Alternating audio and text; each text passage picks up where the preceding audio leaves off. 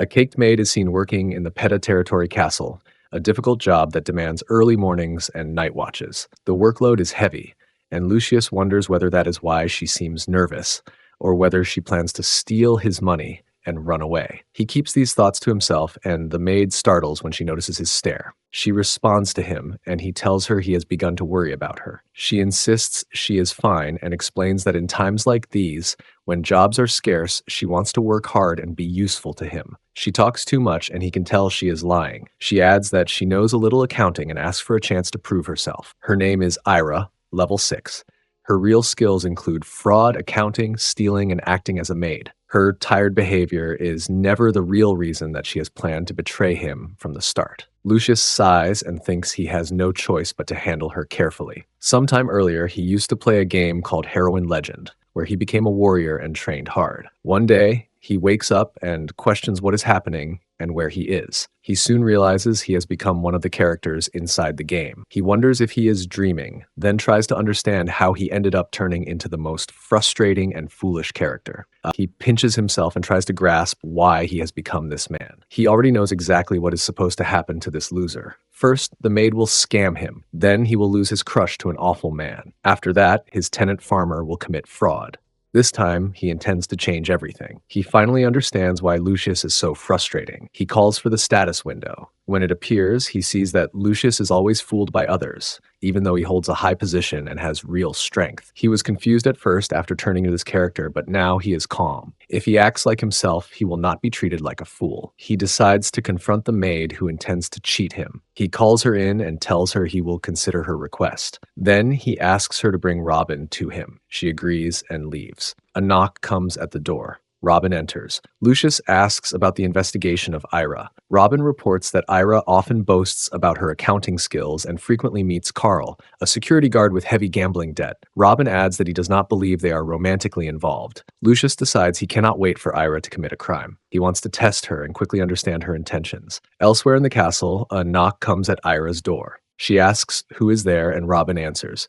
She opens the door, and he tells her he needs her help. She agrees, and he explains that they need to visit a cellar. They head to the market together. Ira examines the item and notes that the password is easy to guess, saying it was rattled. Robin tells her to hold the other side of the desk and warns her not to scratch anything. Ira asks about the price, then notes she doesn't need to account for something like this. Later that night, Ira and Carl sneak into the castle. Carl admits he does not feel good about what they are doing. Ira tells him the former lord must leave an article and that they will be in serious trouble if caught. She reminds him she is on night duty and that dawn is approaching. She warns him that if he keeps acting scared, he should leave, since she can handle everything on her own. He apologizes, calls her the best, and assures her he trusts her. She rolls her eyes and tells him to take the candle while she works on the lock. Carl agrees. She quietly adds that after this job, she plans to cut ties with him. After some effort, the lock opens and they rush inside. She tells him to leave the candle on the table. Carl obeys. She looks around and whispers that she has found the treasure of a fool. Carl gasps and says that with this, they will never have to work again. At that moment, the Lord strikes Carl with a weapon. Carl collapses to the floor. Ira panics and drops to her knees, begging the Lord for mercy. She trembles as she pleads for him to spare her. He looks at her calmly and tells her to leave Carl where he is. He adds that Carl is probably having a sweet dream right now, as if the blow means nothing to him. Later, Ira lies on a bed in a guest room. She suddenly wakes to find the Lord standing beside her. He notes that she is awake. Startled, she sits up and begs him not to hurt her. He reminds her that he trusted her, yet she tried to steal his father's belongings. She pleads again, her voice shaking. He places a hand on her shoulder and explains that, by law, he should execute her, but he intends to give her a special chance instead. She asks if he means to forgive her without punishment. He shakes his head. He tells her he plans to put her through an intense training session until she learns her lesson. As a priest, he says this is already a generous punishment from her lord. He holds the fabric of her sleeve and asks if she thinks this looks like some kind of forced training. He tells her it is discipline for her crime. Ira, frightened and overwhelmed, stammers for him to stop. He replies that he will simply kill her the moment she shows even the slightest resistance. She freezes, then quietly admits that the punishment suddenly sounds far better. He tells her to smile for him and reminds her that if she dares to cry, she already knows what will happen. After that, the discipline training session begins. After finishing their cardio session, Lucius said He would lock himself away until the next punishment. The following day, after completing a session with Ira, he offered a prayer to God. He quietly asked the heavens to come down to their holy ground, to watch over the tenant farmers who worked so hard they might as well have been sweating blood. He prayed for the land's value to skyrocket and urged the divine presence to assist them. Through that prayer, the farmland became fertilized, enriched, just like in the original game, he remembered. Yet, despite having soil so fertile and successfully preventing Ira from stealing, he still found himself sighing in frustration. He muttered internally that he was on the verge of going broke because of fundamental flaws in the system. His domain received only half of the taxes owed by the farmers. Though he used blessings to nourish the land, the farmers continued to withhold proper taxes, always blaming their shortcomings on famine. Year after year, they treated him like a fool, secretly skimming grain for themselves. Even with the landlord sinking into debt, the farmers and their families showed no concern. Lucius found himself staring at his records, convinced his balance sheet was a complete mess. He felt as though the tenants truly believed he was a loser. Something, he sensed, was definitely going on behind his back. Standing by the window, deep in thought, he suddenly caught sight of a wagon rolling into the estate lawn. Recognizing it as a food wagon, he murmured that they must finally be here to pay their taxes. Grabbing his cane, he decided he had better go and have a talk with whoever had arrived. He headed toward the lawn with Robin at his side. A farmer stood waiting and greeted him politely. Lord, asking about him. Lucius replied that he was fine and asked how the man himself was doing. The farmer joked that he had a fat tummy. Lucius eyed him closely and thought to himself that anyone with 3 slaves must be skimming profits, clearly a tax dodger. He wondered aloud what the man's name was and decided he should check the farmer's status directly. The farmer then explained that they were facing yet another year of famine and insisted that the little they brought was all they could afford to pay. Introducing himself, he said his name was Gilderi Balfa, level 10, a tenant farmer whose peculiar talents included illegal accumulation, obesity, and skillful tax evasion. He promised he would do better next year. Lucius couldn't help but laugh. He announced that they should go inspect the land he had lent to Gilder. The farmer panicked and asked what was wrong. Lucius then ordered Robin to bring his horse. Gilder desperately protested, repeating that he would improve and pay properly. But Lucius simply insisted that they were leaving now. After some time, Lucius and the others finally reached the tenant farmer's land. The farmer pointed ahead nervously, insisting that this was the place. Lucius noticed nothing unusual at first and ordered him to open the door. The farmer hesitantly explained that the house was in disarray because he had recently brought in a few barmaids. Lucius ignored the excuse and began walking toward the house, but the farmer tried to stop him, pleading, "Wait, Lord." Lucius refused to listen. He pushed forward, broke the door open, and stepped inside. 3 boys stood frozen in the room, and the farmer immediately begged for mercy, insisting that he had done nothing wrong. Lucius questioned why the man was pleading if he had committed no wrongdoing. The farmer tried to correct himself, saying he meant only that he had nothing to hide. Lucius suddenly noticed a broken lock lying on the floor. Without hesitation, he smashed the locked door and forced his way into the lower section of the house. Again, the farmer tried to stop him, but Lucius ignored him. Inside, he discovered several grain bags. He demanded an explanation, and the farmer weakly claimed they were empty sacks he had gathered. Lucius doubted him and offered to verify it himself. He introduced himself aloud as if reminding the farmer of who he was, declaring that he was Lucius, with a power level of 89, 18 times stronger than an ordinary man. Then he tore open one of the bags, causing grains to spill across the floor. The sack was clearly full. Lucius noted that this was far from empty grain. The farmer fell to his knees, apologizing and begging for forgiveness. But even in the middle of his excuses, he wondered internally why he was apologizing so desperately. It wasn't as if he were the only one committing this kind of deception. He even felt offended that Lucius was accusing him so aggressively. At that moment, Lucius struck him with his cane, and the farmer collapsed. Lucius then walked past him and approached the farmer's daughters. He declared that their father had admitted to tax evasion and that he had sentenced him to death on the spot. Because they were part of the same family, he explained that they, too, would need to be executed. Terrified, they begged him for mercy. Robin intervened gently, telling Lucius that imposing such a punishment on the daughters was harsh. Lucius replied that he would consider it, then ordered that the girls be taken to the dungeon and tied up. The next day, Lucius saw the outcome of his actions. The tenant farmers, terrified by the previous day's events, brought 10 times the usual amount of grain. If things continued at that pace, he thought, he might actually recover his failing finances.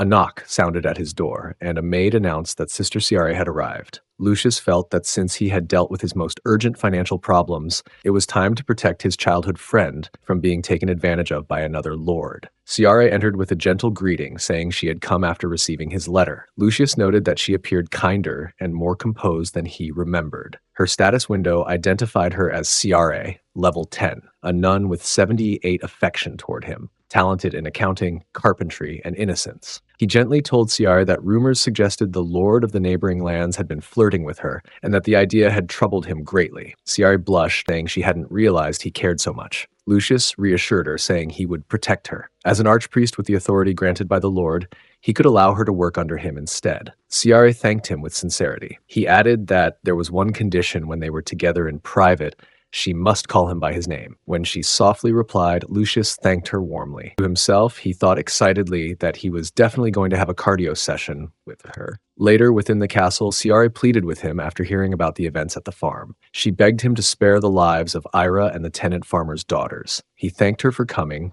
and agreed to reconsider. Sometime afterwards, Lucius descended into the basement with a man who dealt in slaves. Lucius informed him that, at Ciara's request, he had decided not to execute the daughters. Instead, he would sell them to a slave trader. Ira, imprisoned nearby, stared at him with unnerving expressions. Lucius wondered aloud whether people simply went insane when confined for a few days. The slave trader assumed Ira was one of the slaves for sale, but Lucius corrected him, saying the girls were in the next cell. When the trader saw them, he commented on their attractive faces and figures, asking whether it would be possible to remove their tongues to silence them. Lucius agreed, saying he couldn't predict what accusations they might make against him later. Meanwhile, Ira continued to stare at him strangely, muttering the word sweat. Lucius concluded that she was merely pretending to be crazy. The slave trader, intrigued, suddenly asked if he could purchase the pink one as well. Lucius told him to wait, and Ira took a step back, sitting quietly while Lucius thought over the request. The trader offered a generous price, but Lucius refused, saying he still had other plans for her. The trader accepted his decision and left. As soon as the door slammed shut,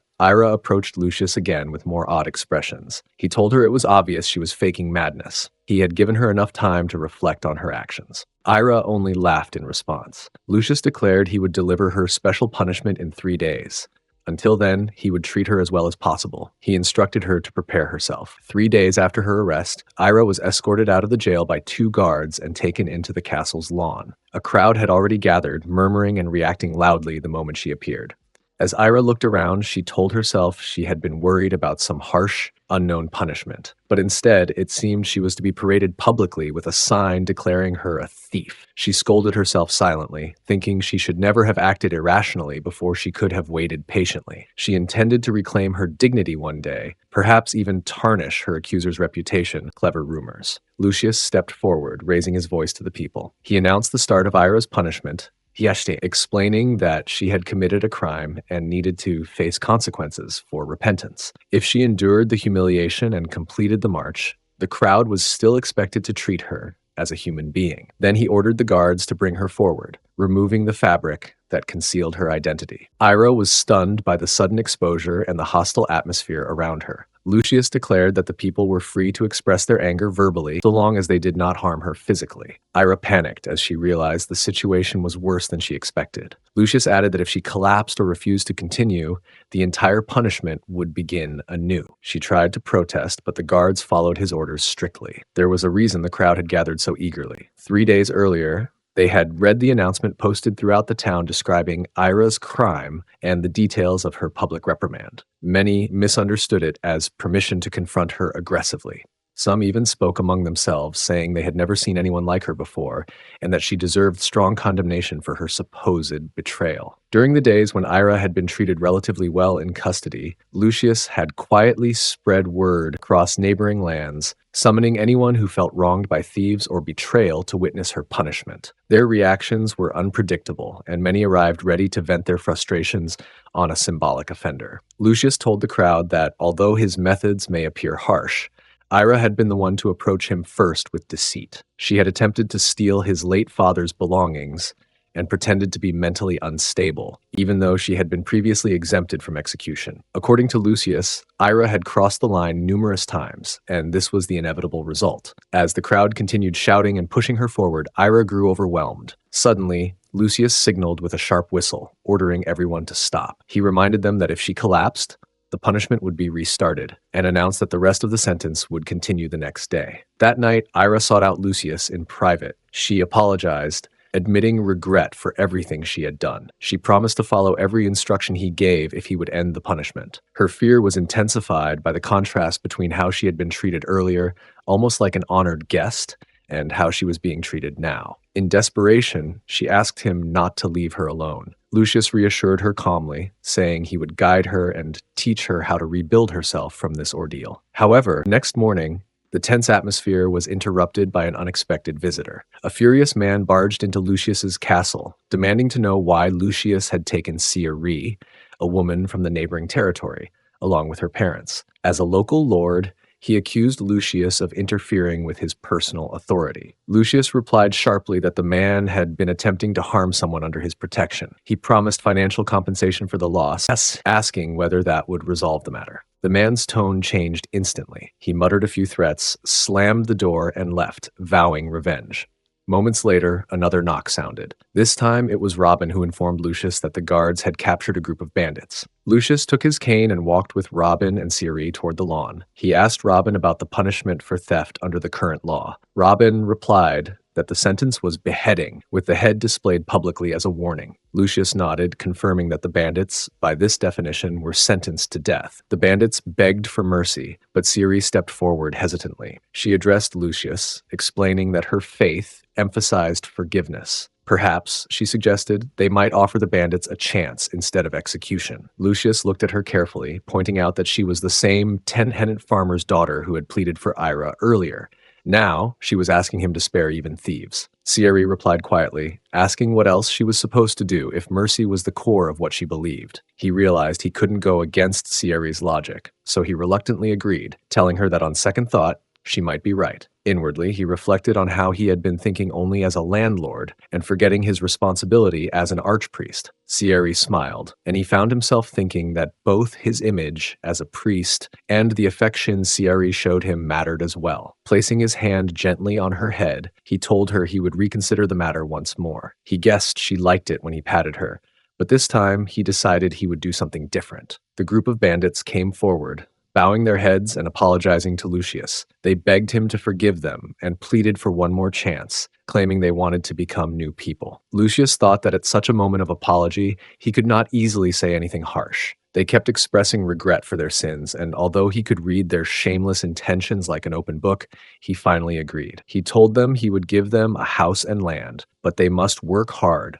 rebuild themselves, and take part in religious duties. The bandits thanked him earnestly and promised to try their best. Lucius, however, muttered to himself that there was no way these thugs could truly change so easily. He then turned to Cieri and asked her to look after them. He reminded her that they were still connected through her, but he warned her not to make him regret this decision. Resting his hand on her shoulder, he remarked that their relationship was about to change forever. Meanwhile, as expected, the amnesty granted to the thieves quickly became a major issue. When the bandits returned to the village and greeted an old man, he angrily questioned why they had been given houses and farmland. One of the bandits said the person in authority had granted them amnesty and asked whether the old man wanted the reason. The old man protested, saying his lord must have lost his senses to give such a favor to trash. Enraged, the bandits demanded to know who he was calling trash. One of them, known for his temper, stepped forward aggressively. The guards tried to stop the escalating argument, ordering everyone to step back. The bandits insisted they should be left alone since they had already received permission. The old man taunted them further, telling them to bring it on if they weren't scared and demanding that they leave the town at once.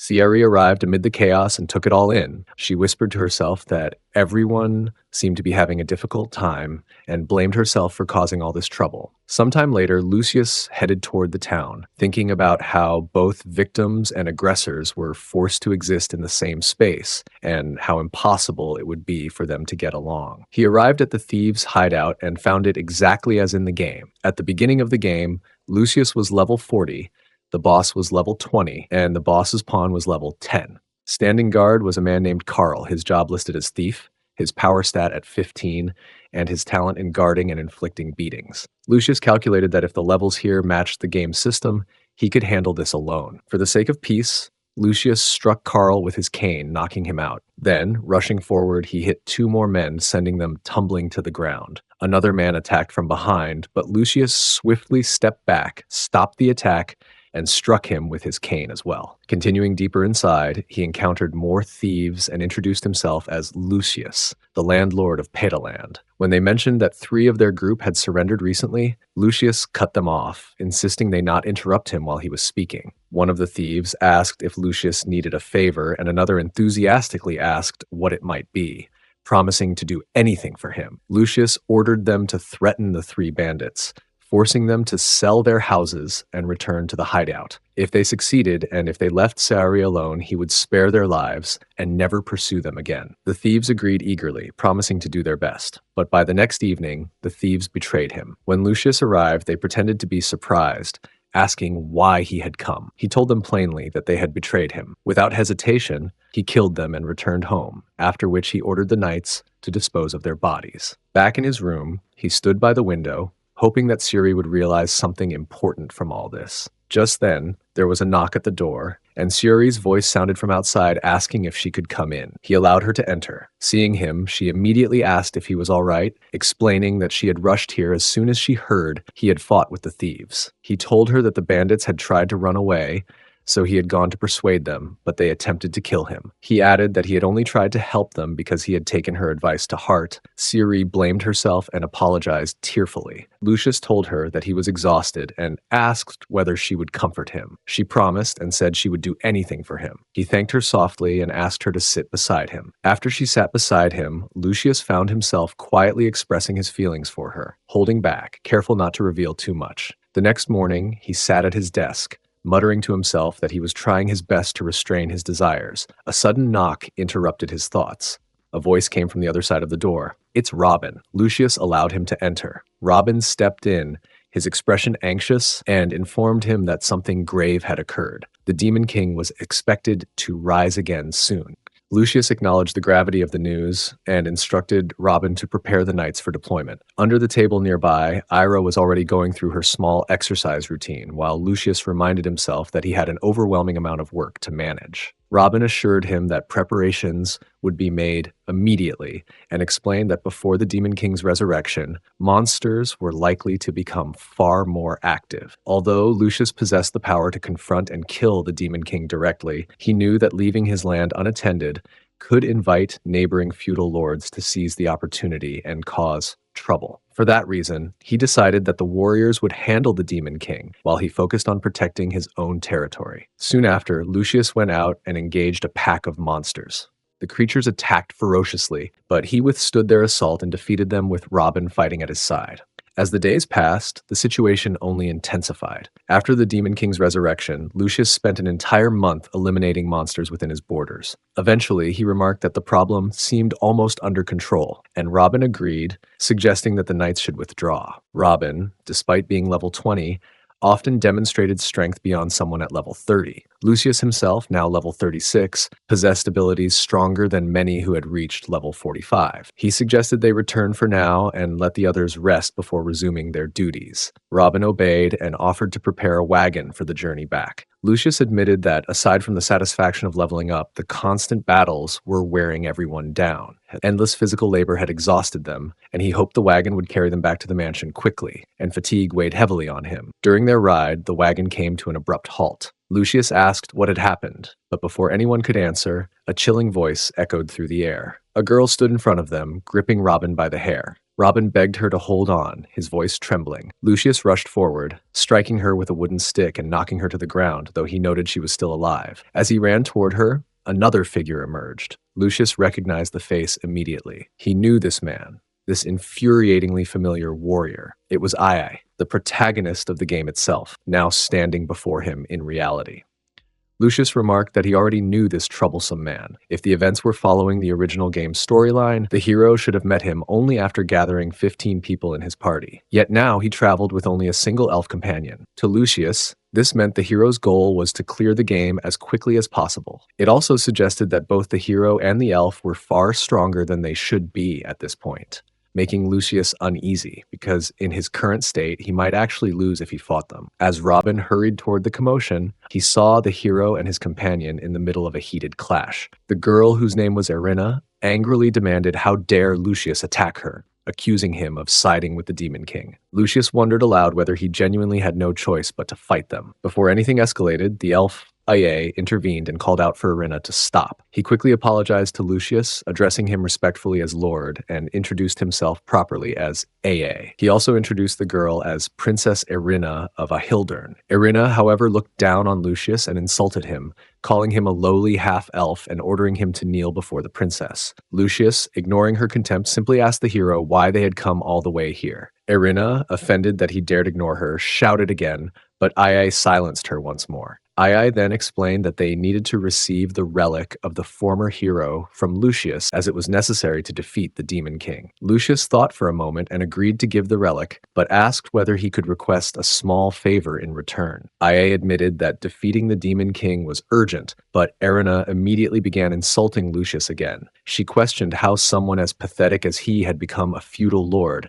and insisted he had no right to ask for anything. He should hand the relic over without complaint. Aye begged her once again to calm down. Lucius observed the two of them and thought they looked good together. He secretly hoped the hero would marry her, discover the difference in their life expectancies, and drown in despair. Pushing those thoughts aside, he explained the favor. The oppressive presence of nearby monsters was placing the citizens in anguish, so he asked the hero to help block them off for 3 days to buy time for him to recover his army. Aye reluctantly agreed, saying he had no other choice, though Irina continued muttering complaints. Lucius knew from the original game that the elf princess would eventually run away from home. Later, Lucius returned to his castle and spent the time performing a cardio session with Ira. 3 days passed. When Ai and Irina returned to the castle, Lucius praised them both for their hard work. He instructed Robin to escort them to the relic. Robin agreed and politely guided them through the castle until they reached the room where the relic rested on a table. All of them froze in surprise at the relic once wielded by the former warrior who had defeated the Demon King. Irina criticized the sight immediately. According to her, Lucius had stored the relic among random trash, treating it with disrespect. She went on to declare that Lucius had been so unskilled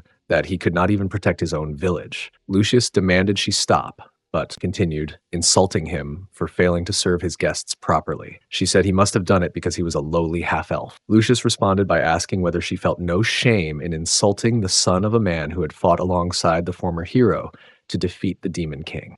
He remarked that her late father would surely be pleased by her behavior now. Aye, alarmed that Lucius was truly getting angry, begged Irina to stop and apologized once again. Lucius refused Aye's apology, insisting that she take responsibility for her own words. Enraged, Irina accused Lucius of using her father's memory against her, insulting her in front of her subordinate, and even striking Robert out of discrimination. She claimed she had no patience left and challenged Lucius, declaring that she would kneel to him if he managed to win. Lucius considered this and added a condition of his own.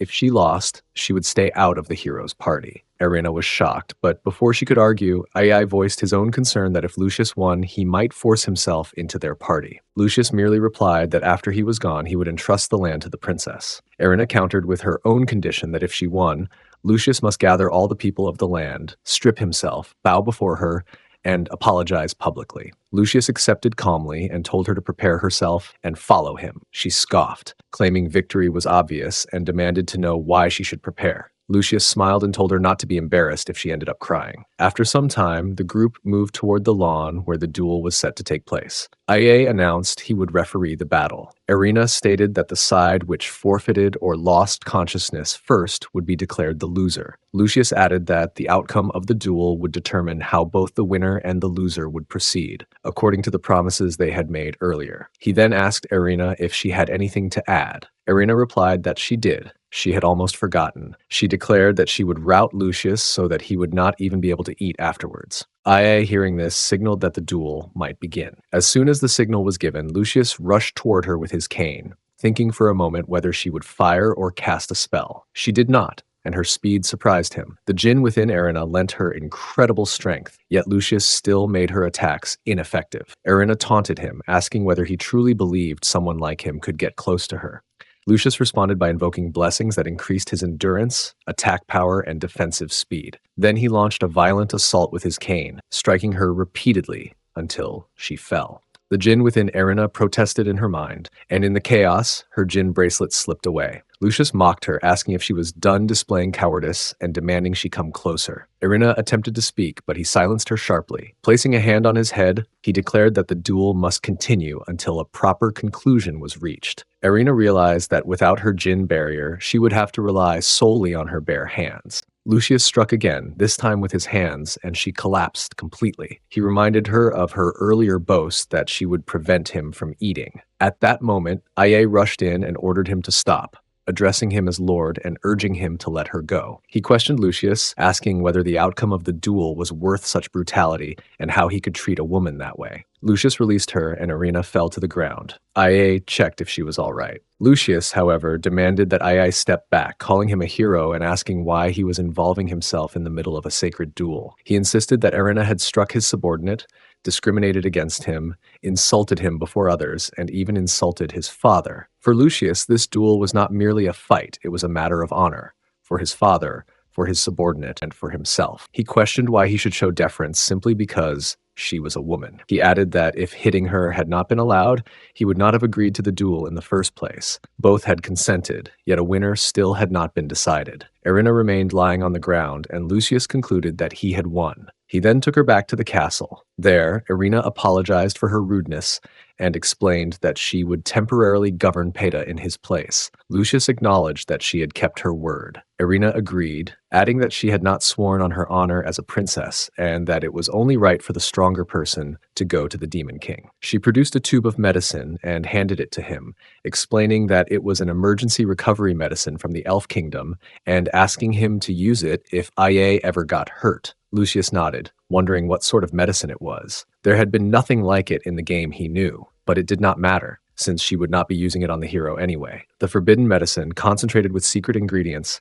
had a powerful effect on men. Lucius then declared that he would become part of his own party, defeat the Demon King, and kill the hero. Before Erina could respond, he told her to wait. He had something he wanted to teach her. The next day, a man whom Lucius privately referred to as that bastard came to meet him. He informed Lord Lucius that he had come after seeing the public notice. Standing beside him was a young man who introduced himself politely as Aa, the hero. The priest, whom Lucius mistrusted, praised Aa's efforts, declaring that the hero was working extremely hard for the sake of defeating the Demon King. Lucius, however, reminded him that the notice was merely an announcement that the hero would pass through the feudal lands, as it was the quickest route. Yet the priest behaved as if he shared some special bond with him. Acting overly familiar, the man offered his help in finding a surrogate for the hero, claiming he had already arranged one and could easily assist if needed. Lucius immediately understood the priest's intentions, especially regarding Ciare, and curtly replied that he already had a surrogate. The priest looked troubled and asked whether Lucius had chosen someone for knightly order, particularly Orsieri, reminding him that the rules demanded the surrogate be at least a baron. Lucius then stated calmly that the Princess of Children currently served as the hero's surrogate, so there was nothing to worry about. They were simply too busy to entertain other arrangements. He recognized that the priest might have spoken out of concern, but even so, he had clearly overstepped. Lucius then advised Aye not to trust people merely because they appeared kind on the surface. Aye commented that Lucius sounded cold, yet he insisted he still preferred believing in people. Lucius replied dryly that if Aye had been a woman, someone would have surely taken advantage of that trusting nature, most likely whispering that he should just trust them while lying beside them in bed. I sighed, saying their conversation would never end at this rate and that continuing it was hardly worth the effort. In the original game, Lucius recalled, the Golden Sun feudal lord was notorious for exploiting any woman connected to the hero, whether she was part of his party, his employer, or even simply near the employer. His reputation was terrible because he had preyed on many women, and now, since he seemed determined to pursue Ciari again, Lucius believed he should have killed the feudal lord the moment he had the chance. A few days later, outside the decaying Golden Sun estate, Lucius and Aa came across several goblins tormenting a girl and attempting something vile. Aa immediately rushed forward, attacking the creatures without hesitation. He shouted that they must have thought they could take advantage of the weak, but he would kill every one of them. Lucius was taken aback by the strength of Aa's first throw. The goblins screeched, attack, and charged. AA met them head-on, competing in speed and power, cutting them down one after another with firm resolve. One of the goblins managed to reach Lucius. He remarked to himself that AA was practically making stir-fried goblins out of them, while he himself felt like he was doing nothing at all. Lucius swiftly killed the creature and muttered that he had been thinking of making Irina fall into NTR with him after killing the hero, a thought he kept only half seriously. When the battle ended, IA hurried over, asking if he was all right. Lucius assured him he was fine. He admitted inwardly that he had grown strangely fond of the hero now that they had eaten together, slept in the same camps, and fought side by side. AI observed that it hadn't been long since the victims had died. He wished he had arrived more quickly. Lucius commented again on how good-hearted he was, even on top of everything else. He confessed quietly to himself that he had originally planned to kill the hero as soon as they defeated the Demon King. Suddenly, AA sensed something ahead and pointed in the direction of a concentrated, sinister energy, the Demon King's presence. Lucius suggested they find a concealed spot nearby and camp there before moving forward. They built a small fire and settled down. While staring at the flames, Lucius remarked that everything would be over once AA killed the Demon King. He asked whether the hero intended to marry the princess afterwards. AA answered sincerely that he did, because he truly loved Irina. Lucius hesitated, wondering if he could really kill someone this genuinely kind. Before he could reflect further, monsters emerged from the darkness. AA warned him not to get hurt, and Lucius returned the concern. They fought together, defeating the monsters one by one. Then, IA noticed something else approaching. A powerful figure stepped forward, Pilkios. He introduced himself as the hero, clearly mocking them. Lucius recognized him immediately. Pilkios, one of the 4 heavenly kings. He was the opposite of the hero, boasting immense resistance and formidable strength. Lucius told IA to fall back, but IA didn't hesitate. He charged straight at Pilkios and killed him outright, leaving Lucius stunned. It was at that moment that Lucius finally decided the hero deserved to live. IA was simply too generous. IA brushed off the fight, saying the enemy wasn't a big deal, and urged them to keep going. Name IA, level 46, job hero, strength 160, agility 138, intelligence 98, and luck 120. And now, standing just ahead of them, the Demon King awaited. Lucius and IA ran together through the forest, and Lucius quietly muttered to himself that it seemed the hero had slain far too many monsters while taking the shortcut. The hero had grown absurdly strong, and Lucius reflected that, now that he thought about it, it was better this way. It wasn't because Lucius was a coward. Instead, if IA returned alive as the only hero who defeated the Demon King, he would become overwhelmed by endless ceremonies and events. And since the hero's heart was set solely on Irina, who, in Lucius's opinion, possessed an awful personality, Lucius felt free to claim the rest of the charming female characters for himself. When they finally reached the eerie clearing, Aya announced that he could feel the energy of the demon knight emanating from just ahead, and urged Lucius to prepare their weapons. Lucius told the hero he would leave the Demon King to him, while he took care of everything else. Ai nodded earnestly, asking Lucius to cover him as best he could. Lucius, however, could not shake the feeling that everyone here must have already been sacrificed, victims of both the wicked feudal lord and the Demon King, the actual final boss of this twisted world. Deep down, he wondered if he himself was truly ready to face them. The wicked feudal lord soon appeared, standing tall at level 25, demanding to know who dared enter his domain. The Demon King's pre-resurrection form at level 33 loomed behind him. Ai remarked that they looked powerful and asked the priest to be careful. The hero and the priest, Aa and Lucius, were both level 46, prepared for the fight. Lucius urged the hero to focus on defeating the Demon King while he handled the rest. With a furious command, the evil lord ordered his monsters to attack and bring him the heads of the intruders. The creatures lunged at them, and Lucius and Ia cut them down one by one. Shocked by their strength, the wicked lord cried out that he had been wrong and begged to be spared. But Lucius declared that he could never forgive someone who treated human lives so carelessly, and with cold resolve, he struck him down. The Demon King fell soon after, and Lucius murmured that it was surprising to see the resurrection fail, remembering the promise he had made to Evangeline. As the battle settled, the wicked lord, in his final moments, told Aa that he would take the hero's lover with him to the afterlife. Lucius snapped that Aa was not his lover, but before he could say more, the lord launched a desperate attack at Lucius.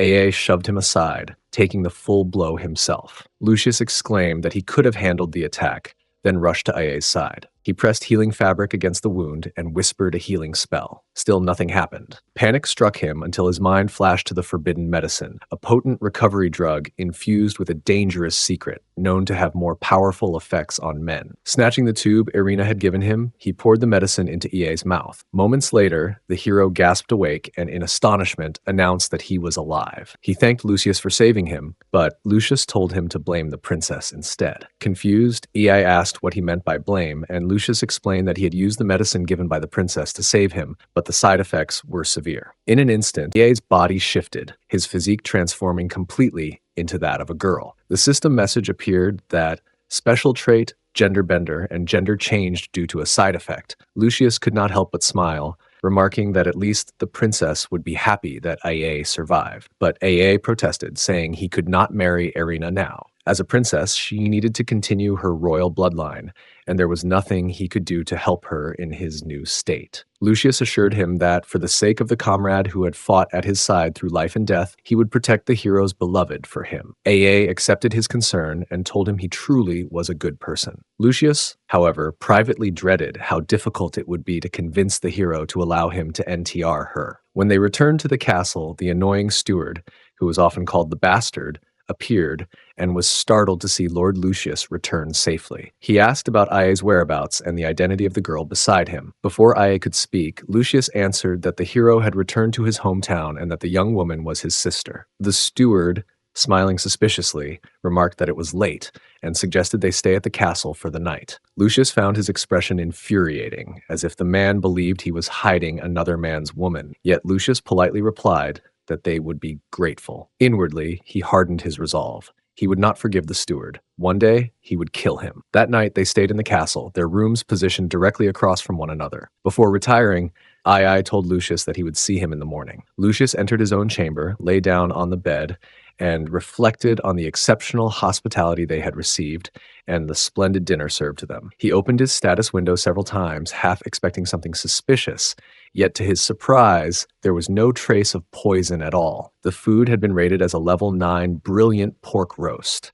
Nothing more. Bastard. The golden sun had earlier insisted that he merely wished to treat them out of goodwill. Lucius realized he had misunderstood and suspected the man of plotting something against the hero. He apologized inwardly for the suspicion, knowing the misconception was not entirely Bastard's fault. While he was drifting between thoughts, Lucius suddenly heard a noise. Grabbing his staff, he stepped out of his room and followed the sound to Ia's door. When he pushed it open, he caught Bastard red-handed inside. Lucius demanded to know what they were doing and struck the intruder with his staff. Startled, tried to address him as Mr. Priest, attempting to calm the situation. Lucius insisted that the man had been about to pounce on Ia. Bastard panicked, confused and terrified. While Lucius rebuked him, saying he had acted too hastily, he should at least have waited until the door was unlocked. Lucius's mind worked quickly. The hero was incapable of lying, and the situation felt like the presence of some twisted NTR-like curse.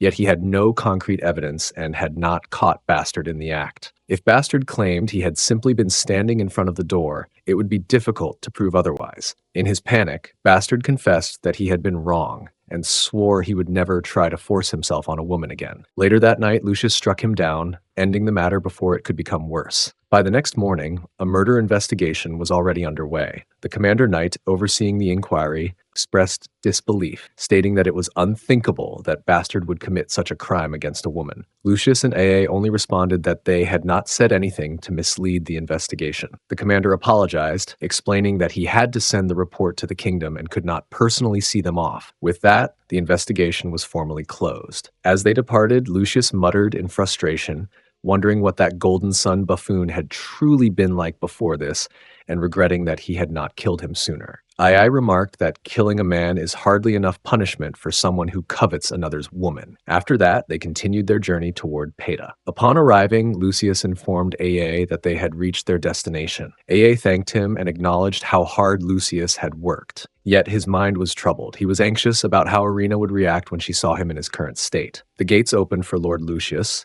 and upon entering, he decided it would be best to explain everything to the princess immediately. Together, he and AA recounted the entire chain of events. Irina dismissed it at first, calling them nonsense and asking whether they took her for a fool. She insisted that the woman before her was not AA. Lucius replied firmly that she truly was the hero. Irina stared at AA with disbelief, still refusing to accept it. AA spoke gently, telling her it was indeed him, reminding her of the day they had first met when two orcs attacked them. Recognition dawned on Irina's face, and she rushed forward to embrace him. She expressed her relief that he was alive, but demanded to know why he had become like this. Lucius explained that the side effect of the medicine she had given him was that the potion had revived the hero, but it had also transformed him into a woman. Irina was stunned. She questioned how a medicine could have such a drastic effect. IA then asked whether the Elven Kingdom possessed any drug capable of turning a woman back into a man. Irina admitted there was probably no such medicine, yet promised to search for one. AA declared he would scour the entire continent for a cure as well. Irina reminded him of their promise to marry after he defeated the Demon King. When he stepped closer, she asked in a trembling voice whether he intended to abandon her. IA reassured her that he loved her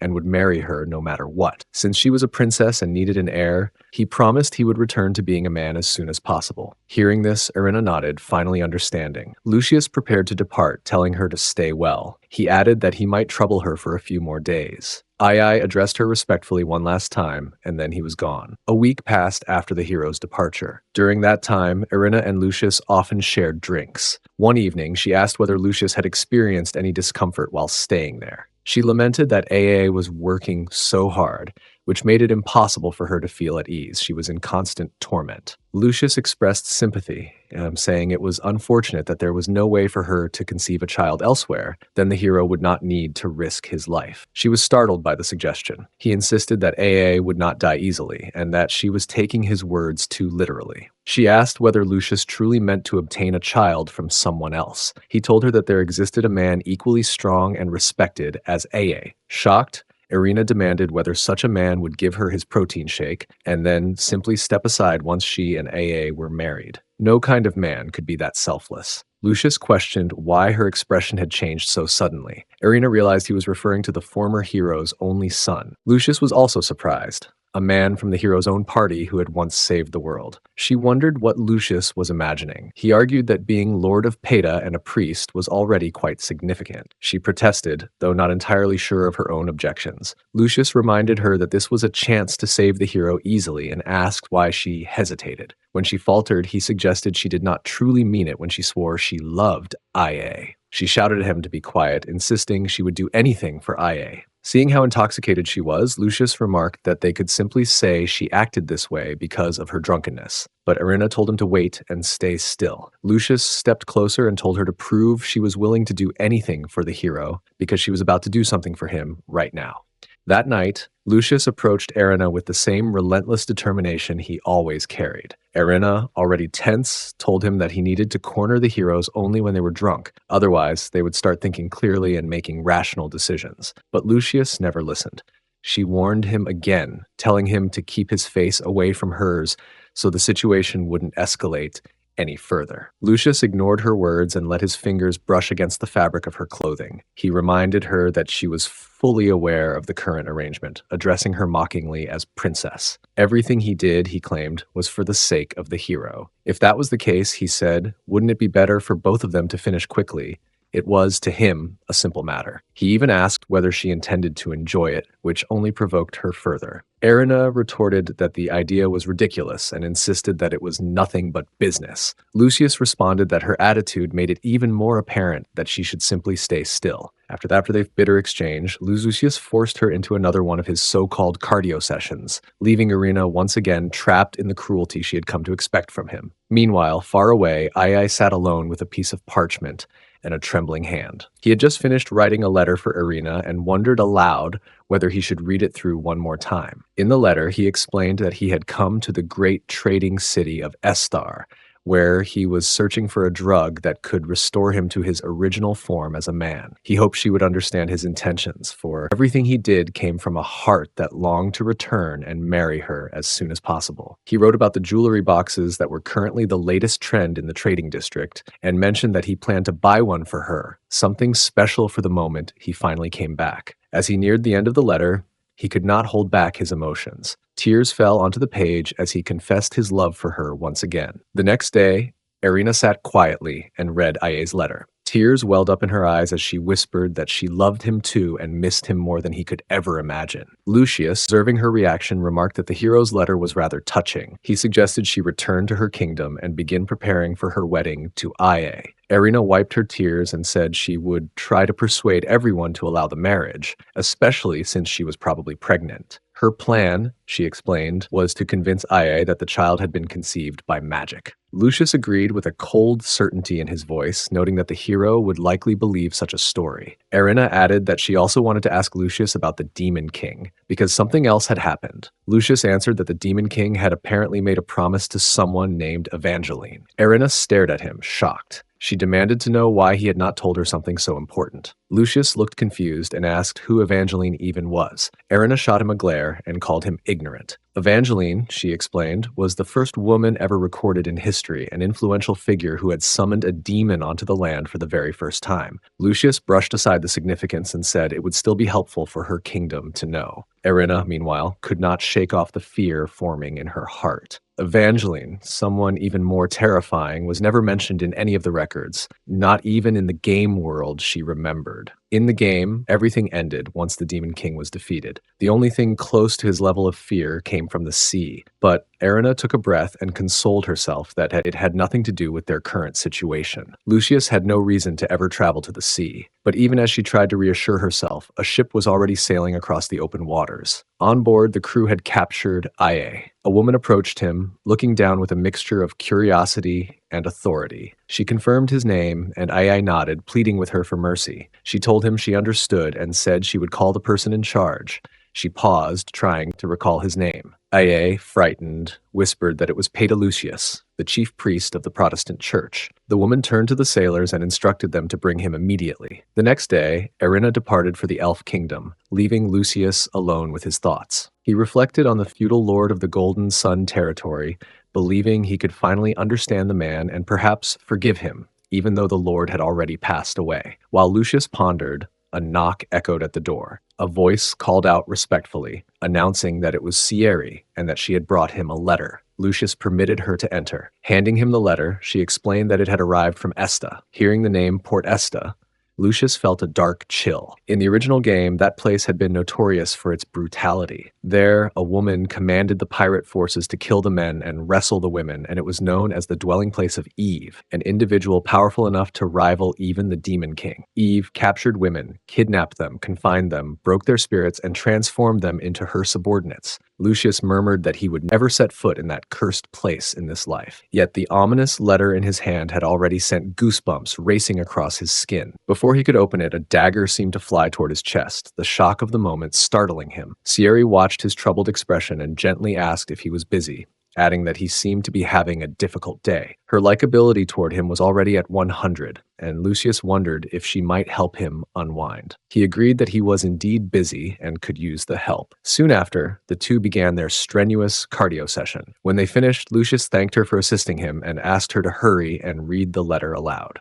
Sierri unfolded the message and began, "To the feudal lord, Lucius Peta. False rumors regarding a drug that enhances one's level have been spreading in the trading city of Esta. The hero has been captured by the pirate Eve while investigating the matter. For negotiations concerning his release, Eve has chosen to deal with feudal lord Lucius." Lucius muttered irritably that he was the one who knew the hero best, and the hero obviously belonged to him. If he delayed, would Eve turn the hero into a woman first? Taking the letter from Sierri, he asked her to prepare a protein shake while he thought things through. Since the royal palace had dispatched a temporary head to oversee the land of Peta, Lucius realized there was no choice left but to venture to Esta himself. With resignation, he accepted his fate. 2 days later, they arrived at the port city of Esta. As soon as they docked, the men disembarked, and an expedition force and a ship were immediately assembled. Among them was a deacon, someone whom Eve had personally requested to be delivered alive. Had she not asked for him, the group would have beaten the man senseless on the spot. Lucius ordered the pirate ship forward and commanded everyone to prepare for battle. Soon, Lucius and Eve confronted each other face to face. Eve declared that since she had tested the hero now belonged to her. Lucius felt disgusted that, to him, Eve was nothing more than an NTR parasite trying to steal what was his. He had no intention of engaging with such a person, yet he decided to at least attempt a civilized conversation. Introducing herself, Eve confirmed he was Lucius Petta and listed her abilities, checked the statistics, and was blessed by the mermaids. Her stats doubled whenever she was on the sea or underwater. Lucius compared her status to his own, matching all the statistics and possessing the special traits of a two-way Inquisitor assaulter. Eve remarked that countless perverts came to this island believing false rumors about some special drug that could enhance their desires, only to end up beaten by her. She added that she had heard he was a priest. Lucius replied that he was not good at reading people and insisted that someone as pure and celibate as he was could never engage in such behavior. He also confirmed that he had not laid a hand on the captive hero, Ia. Eve reminded him that she had promised to release the hero only after hearing his response.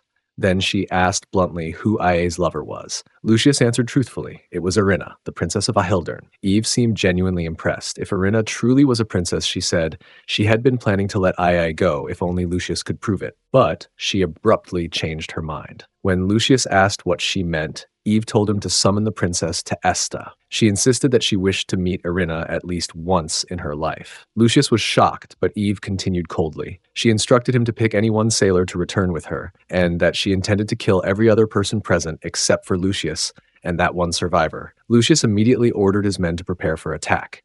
Eve called him insane, and with that, the fierce battle between them erupted. Chaos erupted across the ship as the two sides clashed fiercely, the sound of shattering objects echoing through the corridors. Lucius and Eve glared at each other with burning hostility, each questioning how the situation had escalated so far. Lucius demanded to know what kind of overwhelming strength Eve possessed, astonished by the force she displayed. Eve's crew, filled with fury, urged her to kill him without hesitation. Eve responded coldly that she would come for Lucius only after she had cut down all of his subordinates, instructing him to wait for his turn simply. Lucius warned her sharply that she would die the moment she stepped toward him, telling her to keep that in mind. The girls from her gang shouted at Lucius to stop provoking her, calling him priest as they tried to hold the situation together. But Eve had already launched herself into combat, cutting down the men around her one after another. In the midst of the chaos, one of the girls rushed toward Lucius and attempted to attack him directly. He blocked her blow with his cane, holding her back with a composed expression. She explained desperately that if they could not restrain Eve, then all of them would eventually be slaughtered by her hands. They had been captured and forced into becoming pirates, and now even their lives seemed close to ending. Lucius replied calmly that if that was the case, then he would simply kill Eve himself and save the girl. He told them to release the hero standing nearby. If the hero cast buffs on everyone, then together they might be able to stand a chance. However, the girls insisted it was impossible. They could never defeat Eve head-on. They warned that things would become far more troublesome if Eve appeared on that floor now. Lucius looked around at the suddenly silent ship and wondered aloud whether most of the pirates had already been killed. Realizing there was no time left, he struck the girls with quick blows from his cane and ordered everyone to stop. Then he approached the hero and assured him that he had come specifically to rescue him. Lucius broke the chains binding the hero and asked if he would be able to fight Eve, since she would undoubtedly arrive soon. As the hero's wounds healed and his stats rose, Ia confidently responded that yes, he was ready, and suggested that they should fight together. He mentioned that he had come up with a good idea. Lucius raised an eyebrow and asked what the idea was. AA explained that there was a mermaid imprisoned on the lowest floor of the ship, someone the pirate Eve held dear. He offered to buy Lucius time so the priest could go down, locate the mermaid, and take her hostage. With that leverage, Lucius might be able to escape safely. Lucius repeated the word mermaid in surprise, but understood the strategy. He asked if IA would truly be all right on his own. IA nodded confidently, saying that he believed he would be fine, especially since Eve seemed to desire his body more than anything. Before Lucius could respond further, Eve burst into the area with incredible speed. IA urged Lucius to hurry, calling him Mr. Priest. Lucius promised he would return shortly. Eve glared at IA, saying that if she had known events would unfold like this, she would have done something to him earlier. IA replied that this time things would be different, emphasizing that he didn't need raw strength to fight her. Eve warned him that if she caught him again, he would be forced to become a permanent pirate comrade. With that threat hanging in the air, II braced himself and told her Here he go, and their battle will resume. Meanwhile, Lucius descended to the lowest part of the ship. There, inside a water tank, he found the mermaid AA. He pulled her out carefully and examined her with confusion. He wondered aloud what kind of love Eve supposedly had for this creature. In what world did it appear that Eve loved this mermaid? None of this matched the events of the original game. He remembered there had been no mermaid at all. The mermaid stirred slightly, struggling weakly. Lucius told her to stay still so he could free her. He cut the ropes binding her, and she seemed to relax for a moment. But as he checked her condition, he froze and whispered, shocked, asking whether she was already dead. Suddenly, a mermaid struck Lucius across the body with her tail, sending a sharp shock through him. He stepped back in surprise, realizing just how strong and fast she was. As he tried to steady himself, he thought that this character had never existed in the original story. There had never been another mermaid besides Eve, who was only a half mermaid. The mermaid glared at him and asked if he had ever been addicted to something. Lucius, still astonished, muttered that his only addiction was the status window. She ignored his answer and began speaking bitterly. She explained that humans had violently slaughtered mermaids, believing they could create aphrodisiacs from their bodies. Many humans had even castrated the men and wrestled the women who wandered into mermaid territory. Her status soon appeared before Lucius. Name Selu level 34, species is mermaid, her strength 110, her agility is 120, intelligence is 120, and luck is 78. Special traits are fish detection, blessing of the mermaid, water transportation, all stats doubled on water. Lucius examined the numbers and admitted to himself that most mermaids would be far too weak to survive encounters like this. Selu, however, was abnormally strong. Yet he also sensed that her actions had moved beyond revenge. She confirmed this suspicion when she declared that she now enjoyed murdering humans. Lucius warned her that her strength still did not match his. Their battle resumed immediately, and Selu demonstrated exceptional combat skill. Lucius realized that the blessing of the mermaid, which doubled all her stats on and underwater, was practically a cheat skill. Selu then asked him if he had ever been addicted to killing before. Lucius responded by striking her violently with his cane. The blow sent her crashing to the floor. Meanwhile, on the other side of the ship, AA and Eve were locked in their own fierce fight. Eve taunted him, insisting that he would lose again like last time, so she could not understand why he was putting up such a struggle. She launched a relentless series of attacks, but AA muttered that he only needed to counter her with the same power he had used before. Still, he remembered how she had endured and even deflected that attack back then. Suddenly, AA charged violently, catching Eve off guard. She wondered how he had become so strong so quickly. His status revealed the reason. Name IA, level 48, condition currently in use. Effect is all stats temporarily increased. Source is Priest Lucius. He continued hitting her with surprising force. Eve, startled by his improvement, admitted he was quite skilled. Downstairs, her mother, the head of the mermaids, had arrived and was preparing to tear apart the priest before rushing upstairs. IA admitted nervously that he was not himself. At that moment, Lucius walked in, dragging the defeated mermaid with him. Eve froze. "Mom," she whispered. Fury rose inside her and she shouted at Lucius, demanding that he release her mother. She threatened to shred the entire boat and take the fight underwater if he refused. Lucius tightened his grip around the mermaid's neck. Eve warned him to step back and asked what he thought he was doing. He simply replied that he was going to hit her mother with his cane. Terrified, Eve sprinted toward him, but AA shoved her to the floor before she could reach him. She fell hard and accused him furiously, calling him a coward for putting his foot on her. Lucius smiled coldly and told her to look. Eve demanded to know whether he truly wanted a stalemate instead of negotiation. Soon after, they restrained Eve completely.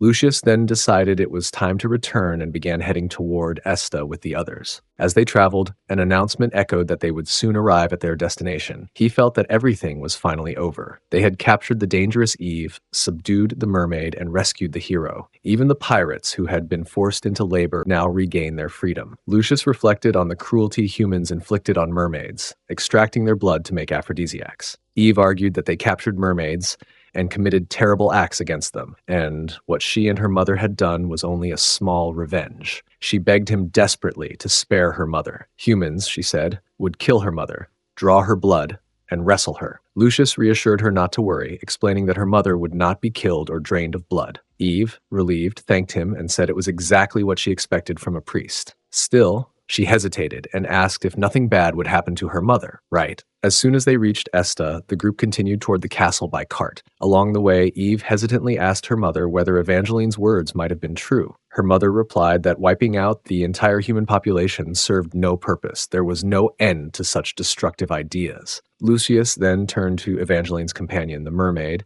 and asked if she could tell him more about her. The mermaid explained that there was not much to tell, so speaking about Evangeline should not have been difficult. However, she added that Evangeline was usually covered entirely in clothing and always wore a mask, making it impossible for her to reveal anything specific. Lucius, confused, asked what she meant. The mermaid repeated that she could not tell him and wondered aloud what was wrong with herself. She had only been trying to speak. Eve, equally puzzled, asked her what the problem was, and the mermaid admitted she did not even know what species Evangeline belonged to. She only knew that Evangeline was a woman who could not speak. As her confusion grew, she reminded Eve not to tire her mother with meaningless talk. Lucius concluded that it must be magical prohibition, a spell that prevented written words, drawings, or even gestures that might reveal information. He only knew one thing with certainty, that Evangeline was an exceptionally powerful witch. Before long, they arrived at the castle. Robin came out to greet them and told Lucius he had worked hard. Lucius replied that he had managed to capture 2 criminals and asked whether anything had happened during his absence. Robin assured him that the temporary head had handled things well, so nothing significant had occurred. She added that the temporary head was interrogating the criminals downstairs in the prison. Lucius asked who it was, and Robin explained that the person in charge was a royal knight, Karen Bellix. Hearing the name, Lucius reacted with surprise. He then instructed Robin to have the mermaid drugged and placed in the bath. After that, he headed downstairs with Robin and Eve to the prison. When they met Karen, Lucius observed her closely. In the original game, Karen Bellix had been a very popular heroine, renowned for her perfect appearance and gentle manner, though she was known to be cold-hearted toward criminals. He had always been curious to see her in person. Karen greeted him, introducing herself as Karen Bellix of the Royal Knights. She apologized for her current state, explaining that she had just finished interrogations and asked for his understanding. She had been investigating the handling of illegal aphrodisiacs. Lucius assured her it was fine and thanked her for acting as the temporary head. Then he noticed something in her hand and asked why she was holding a vegetable peeler. Karen calmly corrected him, saying it was not a vegetable peeler, but an interrogation tool designed to peel skin. Lucius apologized, remarking that people often called such devices vegetable peelers, though she referred to that as a mere social habit. He realized that dying quickly would be preferable to being captured by someone like her. Karen noted that the criminal she had questioned was yellow, though the injections made him appear red at the moment. She explained that the item she held was part of the aphrodisiac evidence and that she would send the criminal report and other materials to the royal palace later. Lucius acknowledged her explanation. She then handed him a blue-colored tube, telling him it increased drive levels and was made using mermaid blood. Once Lucius finished his work, Karen returned to the capital. Before she left, he asked her to report to the palace that the Demon King had mentioned Evangeline. Later, Lucius returned to the restroom, deciding to wash up and relax. However, when he entered, he found the mermaid already there. She teasingly asked whether he had come because he wanted to be romantically involved with a mermaid. Lucius admitted that he had asked them to place Selu there. He was genuinely curious why people were so obsessed with mermaids. Selu responded by saying that there was always a reason for such obsession, and she wondered if he truly wanted to know. Suddenly, a loud noise echoed from outside. Lucius paused and asked what was happening, then stepped out to check. He found Robin arguing with an agitated man. Robin insisted that he had told the man to wait outside, but the man insisted that it was an emergency and that he needed to speak with Lucius immediately. He introduced himself as the head of the Port City Union. Lucius told Robin to wait and asked the man what the matter was. The union head explained that he had heard Eve had been captured and had rushed to check on her. Lucius thought the man was overstepping, but decided it would be best to speak with him briefly before sending him away. Before inviting the man inside, Lucius instructed Selu to hide quietly in the back. Lucius and the union head then sat at a table. The man began explaining a horrifying torture method, that an injection that hardened the victim's muscles to the point of immobility, followed by an external pump supplying nutrients and blood. Selu silently listened from her hiding place. Lucius asked whether such a person would die from having their muscles hardened, but the union head said they would remain alive, fully able to see, hear, and think, yet unable to move or speak. Lucius realized Eve would exist in an eternal state of suffering if subjected to such a fate. He told the union head that he would look into the matter. The man, assuming Lucius had been exhausted, excused himself and left, hoping Lucius would consider the information positively. Once the man left, Lucius returned to the bath. Settling into the tub, he muttered that those men were truly evil and that he could now understand Eve's and Selu's actions more clearly. He even thought he might be one of the nice ones among them. The mermaid, sharing the bath, questioned whether he really believed that. Lucius said he still needed to think about everything and make his decision, both regarding a reason to spare Eve, who was a murderer, and the reason people were so drawn to mermaids. Selu replied that she could help him if he understood the reason. Lucius said he would listen to whatever she had to say and consider it. And with that, the two of them began their intense cardio session in the bath. After completing their cardio session, the group took a brief moment to catch their breath. Lucius broke the silence by saying that he would do everything in his power to save both her and Eve. The mermaid listened quietly before replying that it certainly sounded as though he intended to give his utmost effort. Lucius admitted that once he had committed himself, he could no longer stop. Having already taken a decisive step forward, he was prepared to do anything within his means to see it through. The mermaid then began to speak of the past. She explained that when Eve was still very young, she had once swum alone and reached the Mermaid Island by herself. Eve's real mother, she revealed, had been murdered by a human man. As the head of the mermaids, she had taken Eve into her group out of responsibility and compassion, even though Eve was not truly one of them. Lucius was visibly surprised by this revelation and remarked that Eve had always believed herself to be a mermaid. The mermaid responded gently but firmly, saying that Eve could not breathe underwater and could never truly live as a mermaid. More than choosing between being a mermaid or a human, that child simply longed for a family. Lucius asked what she meant by that, pointing out that Eve already had her as a mother and a family. The mermaid replied that while she herself was a mermaid, Eve needed to live among humans. Her only wish was for Eve to find happiness, and with that, she said she would leave everything in Lucius's hands. Later that day, Lucius went downstairs to see Eve. As he walked, his thoughts drifted back to the world he once lived in, where he had a precious younger sister. He remembered the desperation he had felt to protect her and to hold on to the idea of family. In that moment, he realized that he could understand Eve a little better. With that understanding came a plan, an idea of how he might save both Eve and Selu. When Lucius finally approached Eve, he spoke without hesitation and told her that they should get married. Eve stared at him in disbelief and accused him of being crazy, saying that it was far too early in the morning for such nonsense. Lucius tried to explain, saying that if someone like him, who belonged to the same party as the hero, were to marry her, perhaps they could show repentance and ask for forgiveness on his behalf. Eve responded sharply, saying that if that was the case, he might as well kill her instead, rather than suggesting such a thing. She called him a lunatic and remarked that even the color of his eyes seemed to have changed. Lucius insisted that marrying her was the only way to save her, explaining that her mother herself had asked him to do so, recalling the bond they had shared when they had slept together. Eve froze and demanded that he repeat what he had just said. Lucius calmly repeated himself and added that her mother had been an extraordinary woman. Eve reacted sharply, wondering aloud if Lucius had completely lost his mind. Lucius, unfazed by her outburst, remarked with mocking confidence that mermaids were surprisingly easy to deal with once they were out of the water. Enraged, Eve threatened to kill him. When Lucius stepped closer and reached toward her, she warned him not to come any nearer. He quickly replied that she was misunderstanding him and asked her to stay still for a moment. Eve repeated her threat, saying that if he touched her, she would not hesitate to kill him. Lucius told her to calm down, adding provocatively that her resistance would only work against her. He claimed that her anger and defiant expression would merely excite him further. Eve bared her teeth and gestured to her legs, asking if he could still speak so lightly after seeing them. Lucius, instead of backing away, commented that she was beautiful regardless. He then explained his intention that he planned to negotiate with others to save her, offering his service to the country in exchange. To do so, he proposed marriage once again. As Eve fell silent, her thoughts drifted inward. In the original version of the story, she remembered her biological parents had been murdered, and she herself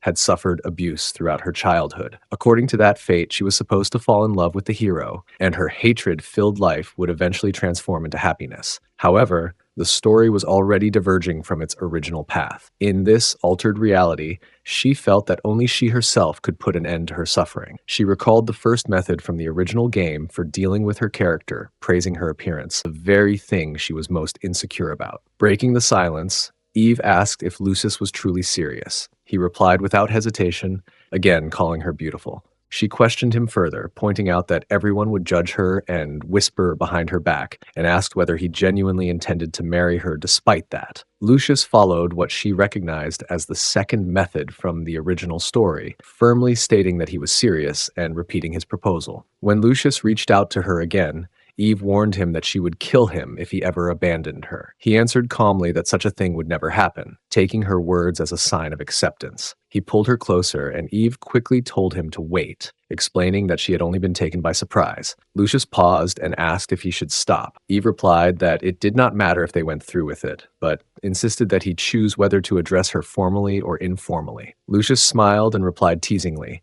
saying he would show her what heaven looked like, and deliberately chose to speak informally. In the heat of the moment, he tore at the fabric of her clothing. Shocked, Eve demanded to know what he was doing. Lucius answered that he assumed she wanted this, since she had told him to speak informally. His actions left her feeling strange and unsettled, caught between resistance and confusion. Soon after, Lucius removed his own clothes, and the scene shifted as the two of them moved together, their confrontation giving way to a physically intense moment, described only as another kind of cardio session, leaving the rest to implication rather than words. As night fell, Eve and Lucius spent time together in what they discreetly referred to as another round of cardio, a private moment shared away from the eyes of others. A few days later, rumors began to spread through the castle, carried in hushed voices among the guards. Two guards stood talking quietly. One of them asked the other if he had heard the latest news. When the second guard asked what he meant, the first explained that the kingdom had officially permitted their master to marry the half-mermaid. He added that there had even been a condition attached to the decision that the sins attributed to both the mermaid and the half-mermaid would be pardoned. The second guard remarked that the one thing their master had requested after defeating the Demon King was something related to mermaids. Laughing, he said that their master had saved the nation in this lifetime just to obtain that so-called mermaid specialty. The first guard joined in the laughter and mentioned that people had even started calling their master a wermaid. Despite the jokes, he quickly added that he still deeply respected him. The second guard agreed, saying that of course everyone should respect their master, as he was someone they ought to follow, known for his frugal lifestyle and honest character. Unbeknownst to them, Lucius had arrived nearby and overheard the entire conversation. Without warning, he struck one of the guards across the face. The second guard panicked immediately and stammered that he had just remembered some urgent work that needed his attention. Later that day, Lucius sat alone in his office, lost in thought. He reflected on how mermaids were often treated no differently than monsters, and it seemed to him that much of this situation stemmed from misunderstanding rather than malice. Still, aside from the fact that he was now getting married, nothing fundamental had changed. People were simply acknowledging and accepting it in their own ways, whether openly or quietly. Standing by the window, Lucius looked outside and noticed the guards lowering their heads as he passed. One of them whispered sharply to another, telling him to keep his head down because the head knight was disappointed in him. A moment later, there was a knock at the door, followed by a familiar voice announcing, "It's Cieri." When she entered and greeted him, Lucius asked what the matter was and whether she would tell him why she had come. Cieri hesitated before saying that she had heard about his upcoming marriage. She questioned why he was marrying someone like that, admitting that she could not understand his decision. Lucius replied calmly, asking whether she no longer needed him to comfort her. He then invited her to come inside properly. As she stepped in, Lucius thought to himself that Cieri must have gathered great courage to come here, knowing how she felt about him. He acknowledged inwardly that he liked her as well, and that it was finally time to speak honestly. Lucius closed and locked the door behind them, and turning to face her, suggested that they sit down and talk for a while. Lucius locked the door behind them and turned toward Cieri, his tone controlled but heavy with meaning. He reminded her of a moment from the past, asking whether she remembered the day she had pleaded with him to save Ira and the Pleasant daughters. Back then, she had urged him to give the bandits a chance, insisting that mercy aligned with their doctrines. Cieri acknowledged, that she remembered it clearly. Lucius continued, pointing out that she herself had argued for compassion and second chances. However, he questioned why those standards suddenly changed when it came to Eve. He asked whether Eve was not worthy of the same opportunity, or whether Sierra had already decided that no forgiveness could be extended to her. Sierra, confused by his line of reasoning, apologized and asked him to clarify what he meant. In response, Lucius stated coldly that Eve's sins were considered too grave, and that, in his view, the only path left for her to obtain pardon was through marriage to him. He added that she was the one who understood him best, the one he favored most, and yet he could not comprehend why Sierra had come to confront him without first understanding his true intentions. Speaking more frankly, Lucius admitted that he had already conducted the so-called cardio session with Eve and Selu, implying that much of what he had claimed earlier was false. Still, he asked Sierra to believe him, questioning whether this explanation would be enough to make things right. Sierra admitted that she had been unaware of all this and offered a sincere apology. Lucius asked her not to repeat such misunderstandings in the future, his voice softening as he tried to console her. Without further words, they began their own version of the cardio session, the unspoken emotions between them finally taking over the room. They continued their cardio session late into the night, and by the time exhaustion set in, they fell asleep together. When morning arrived, Eve awoke with a lingering sense that the wedding was drawing near, and that everything was finally moving toward its conclusion. Lucius, however, was already preoccupied. He stood reading a letter he had just received, his expression darkening as he considered its contents. He wanted to reject the request outright, but he knew it would be impossible to do so, as it had come directly from the royal palace. The letter demanded that he obtain the royal sword in preparation for a potential attack by Evangeline.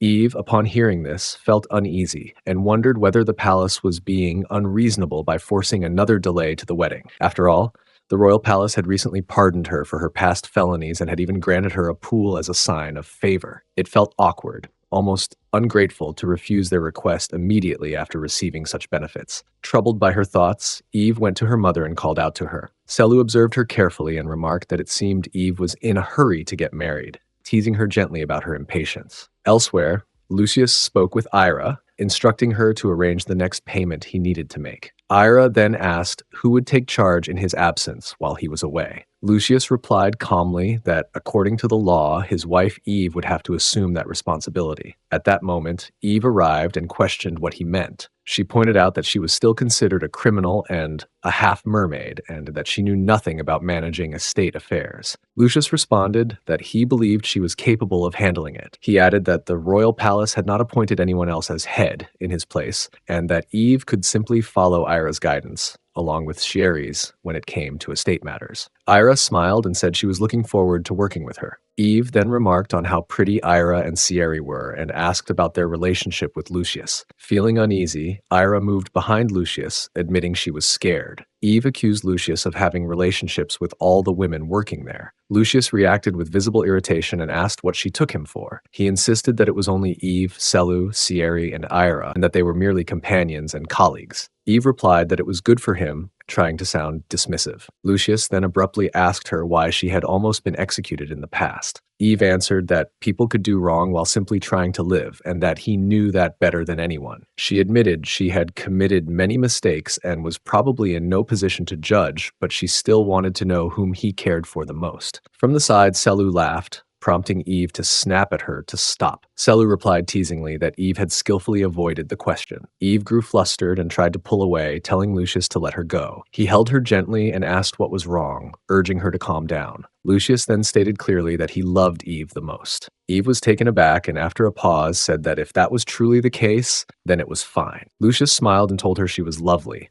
which was why he intended to marry her. Eve smiled in return and told him to stop, though he continued by calling her beautiful, prompting her to repeat her request. Turning serious again, Lucius told Ira that he would handle everything that needed to be settled before he left, asked her to take care of the estate in the meantime. Ira handed Eve a file and explained that it was the last document that needed to be sent. Just then, Lucius remarked that there was no reason for a letter to arrive from the Elf Kingdom. When he read it, he discovered it was from Erina Shildren. The contents shocked him, particularly the line suggesting that even his father in heaven would bless her for choosing better than bestiality. Lucius clenched his jaw in anger and silently vowed that he would kill her the next time he saw her. A few days later, they stood before the dungeon where the holy sword was sealed. Karen Bellix addressed IA and asked whether he had ever been to Lord Petta's domain. The dungeon raid party announced member 1 was Karen Bellix, with a love meter of 45, known as a beautiful woman who showed no mercy to criminals. Dungeon Raid Party member 2 was the hero IA, who commented that Karen had worked hard during their last mission. Dungeon Raid Party member 3 was Erina Ahildern herself, who casually remarked that he had once said he was attracted to seafood and that she had met him at just the right time. Everything unfolded near the city, directly in front of the dungeon where the holy sword lay sealed deep within. Lucius spoke to Erina in a restrained but firm manner, telling her that she needed to understand that his love life was a private matter and not something for others to interfere with. He added that she should have been taught better discipline and restraint through proper family education, especially given her background. Erina reacted instantly and violently to his words. She raised her voice, shouting at him to shut up, her anger spilling out without control. She then began accusing him, declaring that even her own mother, the queen, had been taken completely by surprise by the news surrounding him. Her tone carried both frustration and wounded pride. Lucius responded calmly but sharply, saying that he did not believe Erina was capable of standing up to her mother without being at fault herself. He further told her that if she truly had no remaining business there, then she should leave immediately and stop wasting time. Just as Lucius was about to turn away, Erina stopped him, reaching out and asking him to wait. Her voice changed slightly as she explained that she actually had something she wanted to ask of him. She then stated almost casually that she had told IA about a secret elven art, one that allowed women to bear children on their own. She added that she wished to try this art that very night and bluntly instructed Lucius to keep his mouth shut about it. Hearing this, Lucius felt a surge of disbelief. In his mind, he reflected that she was asking him for a favor right after confronting him aggressively about his private life, and on top of that, she was now bringing up a strange baby-making art. The situation struck him as absurd and unsettling, leading him to think that she might be completely unhinged. Despite his thoughts, he responded aloud in a composed manner, saying that it was fine and that in the end, he wished happiness for both of them. Erina replied by remarking that, as expected, he was indeed quite a strange individual. Lucius then turned inward again, wondering if her behavior was somehow his responsibility. He recalled an incident from approximately 2 months earlier at the Petta estate when he had conducted cardio training with her. Back then, she had been far more innocent, a younger and less complicated Erina. As he reflected on those memories, he began to feel that perhaps he had failed to guide or educate her properly at the time. He told himself that if an opportunity ever arose in the future, after everything had settled, he would need to give her a proper lesson to correct what he had neglected before. After that, when he was back, Eve happened to approach him and calmly told him that they should move on if everyone was ready. Lucius acknowledged her presence, but internally, his mind remained unsettled. He considered how many aspects of this world differed from the game he once knew. Because of those differences, he concluded that he could no longer afford complacency. Even dungeons considered easy could hide dangers capable of threatening his life, and so he resolved to remain constantly alert. They soon found themselves inside the underground dungeon at level 1. Without warning, a massive stone golem appeared before them, its towering form blocking their path. Lucius immediately addressed the group, instructing everyone to prepare for battle and reminding them that their enemy was a stone golem. Karen Bellix quickly followed up by issuing clear commands to the team, ordering them to surround the creature and attack while remaining cautious and avoiding unnecessary injuries. At that moment, the golem spoke, declaring that only those who were pure among them would be allowed to pass. Its words echoed through the dungeon, carrying an unsettling weight that caused II to pause and reflect deeply on their meaning. After thinking it through, IA turned toward Erina and stated that the condition should work with her. Lucius gradually came to the realization that they were facing a very serious situation. At the same time, Erina was becoming visibly nervous, her unease growing stronger with every passing moment. She began to speak hesitantly, explaining that she was supposed to be the type of girl who possessed the cardio card, yet she felt conflicted, as if she did not fully fit that definition. She went on to say that if her condition was judged according to the strict standards set by the golem, then there was a strong possibility that she might not be considered pure at all. This statement left AA completely astonished, as he had not expected to hear something so serious from her. Lucius, however, was no longer focused solely on Erina's words. His mind raced as he feared the consequences of what might happen next. He worried that if Erina accidentally revealed anything about her past, especially about being labeled as the kingdom's so-called dirty girl before, then his own fate would be sealed. As a priest, his life and position would be utterly destroyed if such a truth came to light. Overcome with concern, Lucius quickly turned toward IA, addressing him politely as Mr. Hero, and urgently asked him to wait for a moment. He suggested that they should speak privately, away from Erina, before things escalated further. II agreed without much resistance, and once they had a brief moment, Lucius cautiously stated that there was a possibility the princess might not be pure. The moment those words left his mouth, II was clearly shaken. He questioned Lucius sharply, asking how he could possibly be aware as personal as the purity of his fiancée. Almost immediately, AI's status window appeared, and his statistics began to rise, signaling his emotional agitation. Seeing this, Lucius grew even more nervous. Inside his head, he panicked, thinking that he had just told a man holding a sword that his girlfriend might not possess the cardio card. He reminded himself that from this point onward, he would need to choose his words extremely carefully. Trying to recover, Lucius hurriedly explained that he did not actually know anything for certain. He clarified that it was merely something AA might not be aware of, especially since elves lived for much longer periods of time and viewed things differently. He added that it had been obvious that the princess had been in a very difficult position earlier, which may have led to misunderstandings. Lucius then carefully asked whether AA would truly end their relationship if it turned out that Erina did not possess the cardio card. AA paused, clearly struggling with the question, before finally answering that this was not the case. Hearing this, Lucius said that it was often believed that love became more beautiful when a lover's past was buried. He added that he believed it would be better if IA acted as the bigger person in such a situation. IA felt embarrassed after hearing those words and admitted that Lucius was right.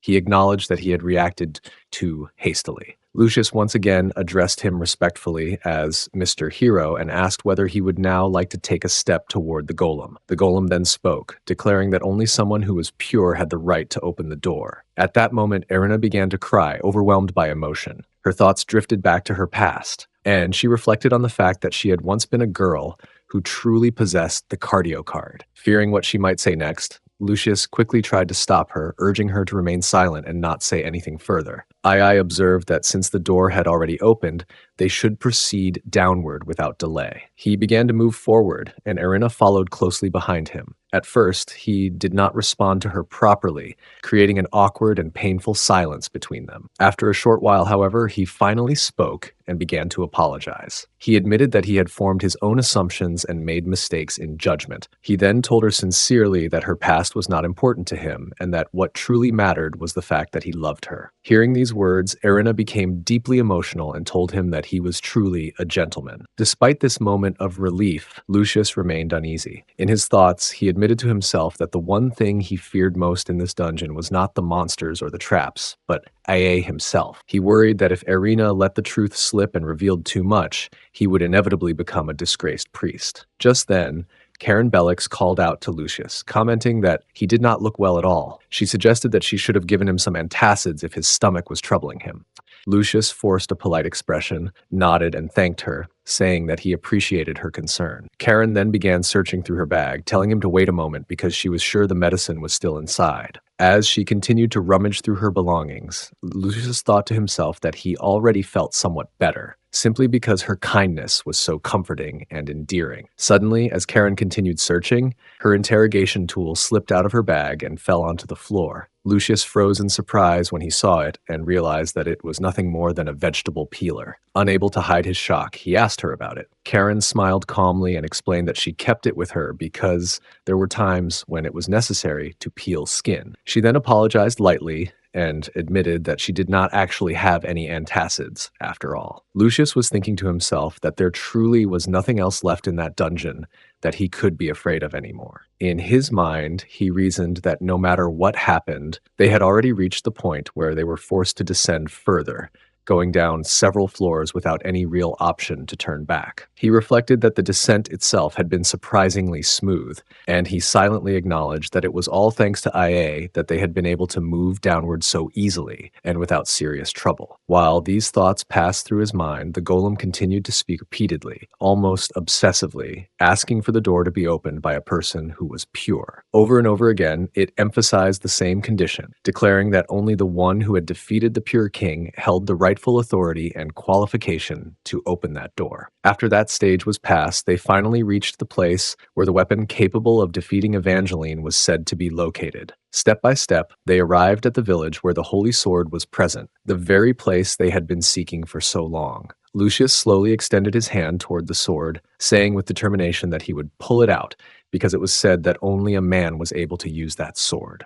As he drew the sword out completely and held it in his hand, feeling its weight and presence, Ai's voice immediately spoke up, asking him about the sensation and then questioning whether he felt any stronger after pulling it out.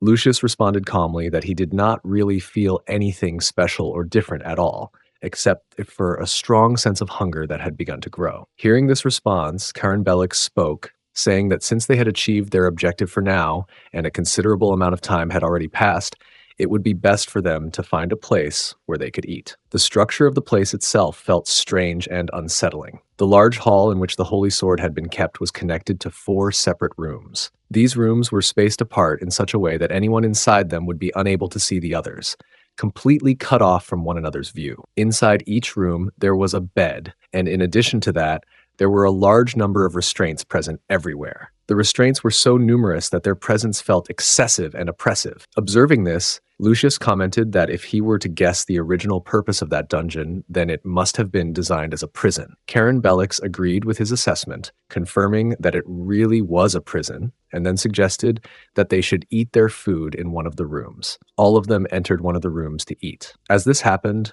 Lucius found himself thinking deeply, feeling as though every situation had aligned purely by coincidence. He reflected that they were coincidentally inside a dungeon that strangely resembled a club, and at the same time, he had coincidentally ended up in a situation where everyone else had gone off to do their own separate tasks. This left him alone with the soup placed before him and a certain drug that, once again by coincidence, was going into the soup. While lost in these thoughts, he began carefully mixing that drug into the soup. He knew clearly what the drug was meant for, understanding that it was a substance designed to increase a man's physical strength by doing workout sessions. Lucius reflected carefully that after eating dinner so late, everyone was feeling tired and drained, and attempting to hike down the mountain in the middle of the night would be highly inefficient and risky. Considering their exhaustion and the darkness outside, they collectively decided it would be much safer to sleep for the night in the relatively secure dungeon they had found. Karen and EA were already resting there, lying quietly, and Lucius observed them for a moment, noting the difference in the effect of the drug compared to the weaker doses he had seen before. It seemed that this time its influence was much stronger, affecting the body and mind more intensely. Irina was also present in the dungeon, but she remained fully awake, sitting quietly and giving off an unmistakable air of excitement and restless energy. Lucius, noticing her alertness, felt a sense of anticipation. Irina, meanwhile, was deliberately strengthening her finger muscles, her mind occupied with the thought that, at this pace, if she were ever caught in the act, witnessing the king's reaction would be intensely entertaining. Yet, despite this thought, she felt powerless to stop herself from continuing what she was doing. Suddenly, A stirred and woke up, calling out to Irina with genuine concern. He asked if she was all right, suggesting that if she felt unwell, she could confide in him. Observing her closely, he remarked that she seemed to have a fever and that there was something unusual about her clothing that caught his attention. Placing his hand gently on her cheeks, he continued to check on her, trying to gauge her condition. Irina, reacting to his touch, told him that if he continued holding her in that manner, she would become excited, with a slight flush that she was feeling incredibly hot in that space. Following this brief exchange, both of them gradually began performing their workout training together. Lucius, still awake and alert, quietly observed their movements. During the training, Irina suggested to AA that they should move to another room, seeking a bit more privacy, and both of them quietly left the dungeon. As Irina stepped out, she suddenly felt a subtle awareness that someone might still be awake, sensing a presence in the room she had just left. Turning her head slightly, she realized that Lucius was still there, lying down, but pretending to sleep. Noticing her sudden pause, asked her why she had stopped so abruptly and wondered aloud whether she thought someone had woken up. Irina calmly reassured him, stating that there was no possibility of anyone being awake at that hour, especially since it was still the early dusk. As they left the room together, Lucius quietly contemplated the situation, realizing that today's events were shaping up to be a personal match between Irina and AA, and he felt a strong curiosity to peek inside the room. He quietly peeked into another room where they were engaged in an intense cardio session. Convinced that Irina had not yet fully satisfied her training or her restless energy, Lucius decided to return to his bed. He lay down very quietly and feigned sleep, a small, knowing smile forming on his face as he reflected that he would need to wait for her because her excitement was palpable. Soon enough, Irina approached him unexpectedly. She began waking him gently and instructed him to quietly follow her, saying that there was something she wanted to discuss, a matter that was to remain just between the two of them. Irina and Lucius entered a separate room, where Irina made a firm request that he engage in a wrestling battle with her. Lucius, slightly taken aback, asked if she was not pregnant yet. She responded with determination, explaining that if he truly wanted certainty, she believed she needed to undergo additional cardio training to be fully prepared. At that moment, Lucius began to realize that she was intentionally acting tough, projecting an air of confidence and challenge, while in reality, he felt as though he was almost pleading for her to accept the match. He cautiously asked her if she was genuinely making the request, but she immediately began shouting at him, her voice filled with urgency and insistence. Feeling slightly overwhelmed, Lucius said that he would simply go and sleep instead, thinking it might diffuse the situation, but she quickly grabbed him to stop him, insisting that this was a duty for the sake of the kingdom, and that he had no other choice in the matter. Responding to her insistence, he gave her a direct order to remove the fabric and then speak to him. Irina was visibly shocked and, in a mixture of surprise and indignation, began accusing him, saying that he was acting as though he were exceptionally pure, questioning how someone like her could ever hold the position of chief priest. Despite her initial resistance and the sharpness in her tone, she reluctantly began to follow his instructions. Lucius, observing her compliance, reflected on the situation internally. He thought about how she was still just a child, someone who consistently created troublesome situations, insulting both his parents and his wife, yet he also realized that simply completing the training with her would not bring him a sense of satisfaction or resolution. He understood that a more serious approach was needed, that discipline had to be instilled. With this in mind, a plan started forming in his thoughts, and he resolved to ensure she faced the consequences through an intense wrestling battle. The following morning, outside the dungeon, Lucius noticed a tense and awkward atmosphere lingering in the air, one that seemed to make everyone slightly uncomfortable. Karen Bellix addressed both AA and Irina, acknowledging the hard work they had all put in and asking whether they would prefer to go to the palace first, mentioning that a substantial reward had been planned for them as recognition of their efforts. At that moment, Lucius realized with a sinking feeling that he had pushed Irina through extremely intense exercise without fully considering the possible repercussions, and he feared that everyone, including AA, had likely noticed. He reflected on the broader implications, realizing that Irina must return to her kingdom to carry out essential duties so that he and IA could proceed with their plans to have a child. Karen Bellix confirmed this matter, agreeing to the arrangement. But Irina, feeling frustrated, criticized her for the abrupt and seemingly rude response. Suddenly, IA, who appeared to be lost in thought and already overwhelmed by his own worries, called out to Irina, his voice shaking and filled with emotional intensity, that he told her that he would forgive her, acknowledging that he had no right to place blame on her, considering that he had unexpectedly become a woman. He then stated that he would soon regain his original form as a man and return to her. After delivering these words, he began running swiftly away, leaving a tense and charged silence behind. Irina was desperately trying to stop AA, reaching out and calling after him, but he did not pause or show any sign of listening. She was overwhelmed with emotion as she cried out, expressing the depth of her despair and heartbreak. She could hardly believe that he would leave her in such a way, and kept repeating to herself in anguish that he was the love of her life, the one she had cherished above all else. Lucius stood a short distance away, quietly observing the situation. He watched as the tension unfolded between Irina and IA, noting the intensity of her emotions. At that moment, Karen Bellix stepped forward, her voice breaking the tense silence as she suggested, in a measured tone, that under such circumstances, it would have been better if they had all moved to the palace together. Lucius immediately turned his attention to her and gently asked her to wait, explaining that he needed a moment to say his goodbyes to Princess Irina before making any other decisions. He leaned in closer to Irina, lowering his voice so only she could hear him, and whispered in her ear. He told her that he would go ahead first and instructed her to follow him discreetly, moving behind him without drawing attention. Initially, Irina could not fully comprehend what he meant, her mind clouded by worry and confusion, but after a brief moment of hesitation, she resolved to trust him and decided to follow his instructions, moving cautiously. As Lucius began to make his way forward, his mind turned inward, reflecting on recent events and the spoils of their dungeon expedition. He thought about the two particular treasures he had obtained, carefully considering their significance and potential danger if discovered by others. He had been cautious not to reveal them, aware that someone else might seek them, so he had intentionally kept their existence subtle. Among these treasures was a sword with remarkable and nearly unmatched qualities, a weapon so unique that only a man could wield it due to its specific traits. He reflected on the sword's extraordinary abilities in detail. The first trait allowed it to cause immediate death when it stabbed someone in the back, but only if the target was human. The second trait produced a deadly poison whenever the wielder shouted victory after a legitimate triumph, turning a moment of triumph into a weaponized effect. The third trait was even more unusual, as it inflicted 4 times the normal damage if used against anyone to whom the wielder owed absolute loyalty, whether a master, boss, friend, lover, family member, or subordinate. The sheer versatility and danger of the sword weighed on Lucius's mind,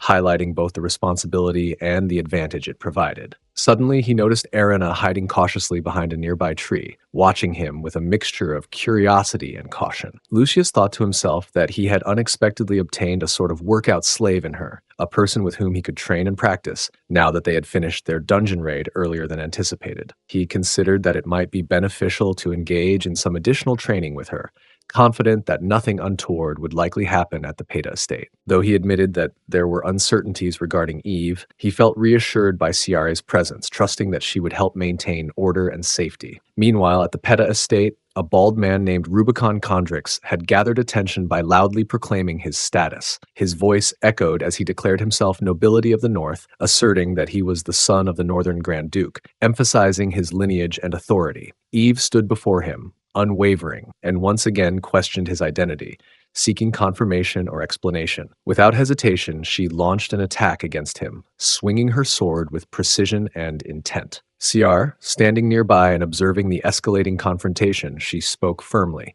insisting that Eve could not act in such a reckless manner, reminding her that there were boundaries that must be respected, even in moments of confrontation. A few days earlier, at the Peta estate, Lucius had taken part in a wrestling battle with Eve. Before doing so, he explained to her that he would not be able to see her the following day, because he's going to the dungeon. The next day, at the Peta estate, Eve was in a highly frustrated and agitated state. She was holding Ira tightly and shouting at her, clearly unable to contain her anger. Eve said that if Ira truly considered herself a friend of her husband, then she should remain within the limits of being just a friend. Eve accused her of crossing a boundary by watching them while they were having the wrestling battle, insisting that such behavior was inappropriate. In response to this, Ira said that Eve should have informed her earlier that the Saintess Ciare had also been watching them at that time. Ira added that she did not really understand the reason behind Ciare's presence, but she admitted that the whole situation was extremely messed up. Even so, tried to brush it off by saying that it was fine, despite how uncomfortable it seemed. Eve then replied that she had already been aware of it beforehand, but even with that knowledge, she still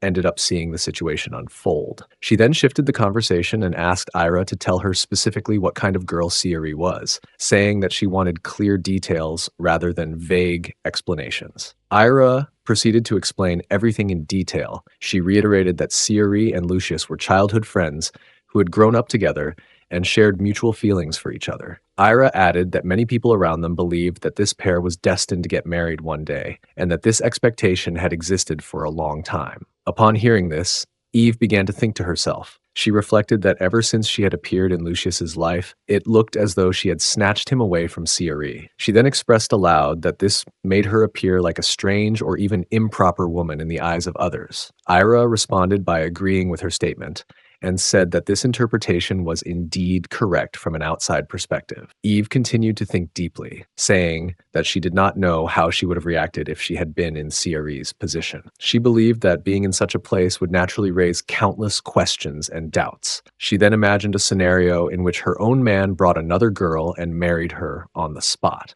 In that imagined situation, Eve thought that killing the girl would feel like the only option available to her. Even after thinking something so extreme, she admitted that Ciaree still seemed like a very kind, gentle, and positive person. Eve concluded that her husband would be very proud of her if she managed to become friends with Ciaree despite everything. After this, Eve made Ira to be in a chair position and sit down on her. As Eve settled into the chair, Ira told Eve that it was time for her to inspect the estate together with Ciaree. Ira reminded her that as second in command, there were responsibilities and tasks that Eve needed to complete without delay. Eve responded by saying that under normal circumstances, she would have killed Ira for everything she had said and done. However, she decided to let her go this time. She warned Ira that next time she would expose her connections with the pirates. In response to this threat, Ira promised Eve that she would comply next time and do as she was told. It was then stated that humans hated mermaids, and that they hated mixed breeds even more. Eve acknowledged this fact, but said that she still could not understand why Lucius insisted on inspecting the estate under such conditions. Eventually, Eve went out to inspect the estate along with Ciaree. During the inspection, Ciaree appeared to maintain a very friendly and warm relationship with all the people present there. As Eve observed this, she began thinking internally about how uncertain she was of her own emotional reaction if someone spoke very badly about her. She imagined that people might belittle her, provoke her by calling her a criminal, or curse at her simply for existing as a half-mermaid. She thought that if such things happened, she would be forced to kill them, regardless of the situation. While Eve was lost in these thoughts and speaking unconsciously, Ciaree noticed her condition and gently called out Eve's name. Eve immediately recognized Ciaree's voice, a sound that instantly made her tense, and she instinctively reached for her sword,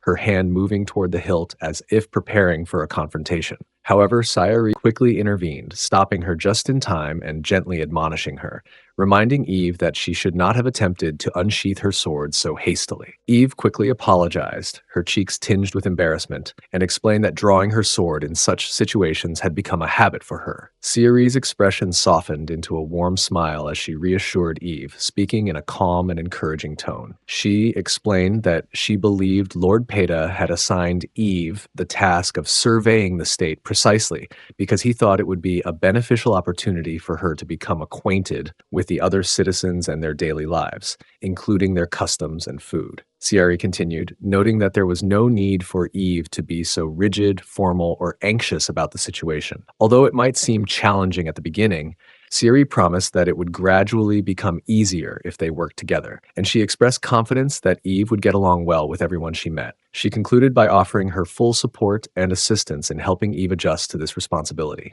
Eve listened carefully, observing Ciaree's politeness, her soft demeanor, and the genuine kindness that radiated from her. She thought to herself that Ciaree was incredibly kind, considerate, and approachable, and she found herself genuinely liking her. After a moment, Eve spoke, her voice carrying both warmth and a hint of teasing familiarity. She suggested that they should get along closely from the start, and encouraged Ciaree to stop speaking so formally, reminding her that they were all wives of Lord Peta. Eve pointed out that their husband would undoubtedly be very pleased if they could maintain a harmonious relationship with one another. Ciaree hesitated slightly, her eyes flicking toward Eve with a subtle mix of surprise and concern, and she remarked in a soft voice that Eve's tone had been rather loud. Eve, slightly amused, asked if that was really the case, curious about Ciaree's reaction. In response, Ciaree clarified that her intention had been to convey that their lord was far from an ordinary person, someone deserving of respect and careful consideration. Eve laughed lightly, her eyes sparkling with amusement,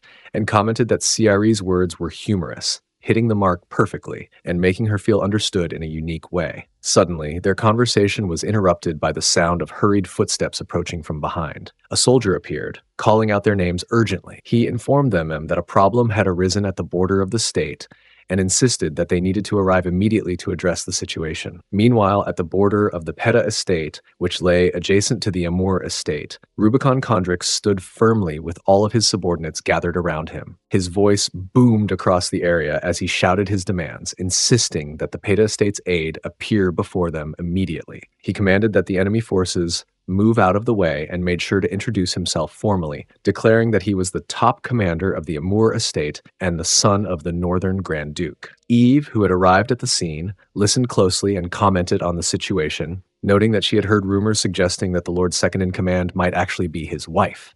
Siri, standing nearby, explained to Eve that with the resurrection of the Devil King, the political and military situation involving the Amur estate had become uncertain and unpredictable. She speculated that the deputy of the Amur estate had arrived with the intention of seizing a large portion of Orland, which would prove to be a highly profitable acquisition. Siri emphasized that given the circumstances, they needed to prevent such an outcome at all costs. Rubicon, unrelenting, continued to shout, asserting that the Peta estate had underestimated his power and authority. He claimed that the archpriest and the Rubicon family had dominion over the entire northern region, and as the deputy of the Amur estate, he insisted that they were merely seeking to expand their influence. Eve raised her hand to interrupt, demanding that they pause their shouting, explaining that she had arrived in person to assess the situation. Rubicon turned his attention toward her and demanded to know her identity. Calmly, Eve introduced herself as Eve Peta, the wife of Lord Peta. She addressed him with quiet authority, instructing him to turn back immediately and abandon his aggressive demands as the deputy of the Amur estate. Rubicon reacted with disbelief and outrage, referring to her as the fish mistress of Lord Peta. He expressed his astonishment, claiming that he could not believe Lord Peta had married someone of her kind, since mermaids, according to his beliefs, were traditionally seen only as servants or suppliers of leather and other goods to humans. He refused to acknowledge her position as a deputy, though he reluctantly admitted that mermaid leather was a high-quality material. In a further act of provocation, he brandished a brightly colored wallet and cruelly declared that it had been made from the skin of Eve's deceased mother. Eve's composure broke at this blatant insult and provocation. Overcome with frustration and righteous fury, she drew her sword and, with precise and lethal skill, began striking down Rubicon and all of his men. By the end of that day, Eve Peta had single-handedly eliminated every member of the Condric's contingent. On the other side, Lucius received a message from his lawyer. The message requested that he appear in the coming days and specifically asked him to report to the Central District Court. The lawyer also mentioned that Lucius was staying at a motel conveniently located near the royal palace, which made it easy and practical to deliver the message directly to him. Understanding the urgency, Lucius made his way to the central court. Upon arrival, he was informed that Eve's response appeared to have been motivated solely by a desire to justify herself, claiming that she had fought within the relationship only in reaction to the humiliation she had experienced. The lawyer clarified the situation further, explaining that because Eve was a mermaid and therefore not considered human under the rules regarding slander or dueling did not apply to her. Consequently, the Northern Grand Duke and Lord Amur had initiated formal legal proceedings against Lucius. Processing this information, Lucius calmly stated that he would return to his room to carefully consider and reflect on the matter before taking any action. The lawyer, acknowledging his response, simply said that he would see Lucius in court in the next few days. After leaving the court, Lucius returned home, where Erina was already present beside him, preparing for their scheduled workout session. Despite her presence and the anticipation of the exercise, Lucius sat quietly, completely absorbed in his own thoughts. His mind wandered to the Amur estate, recalling how the area had been severely damaged during the resurrection of the Demon King. He remembered how, because they were his neighbors, he had sent them substantial relief funds in the past to assist with rebuilding and recovery. Now, reflecting on the current situation, he realized that the same neighbors had begun to create problems for him, taking issue with the assistance he had once generously provided. Erina, observing that he had gone silent and withdrawn, grew concerned. She was lying behind him, her eyes blindfolded as part of their training exercise, and called out to him repeatedly, asking if he had left, her voice tinged with worry and a hint of frustration. Meanwhile, Lucius remained lost in his thoughts. He considered the fate of Eve and Selu, recognizing that he could not stand by and watch them die helplessly. Resolute, he decided that he would not allow anyone who attended the trial to escape unscathed. As he pondered this, his attention was drawn to a status window that appeared before him, displaying the description of the ancient holy sword. The window provided a detailed summary, explaining that if the sword were to stab an individual in the back, a deadly poison would spread throughout the person's body, ultimately killing them, depending on the skill of the player. Additionally, the sword would continue to deal its original damage for a period of time, amplifying its lethality based on the wielder's proficiency. Through all of this, Irina continued to call out to him, her voice insistent and anxious. She repeatedly asked if he was still beside her, urging him not to joke with her in such a way, clearly concerned about his inattentiveness. Despite her persistence, Lucius remained mentally occupied,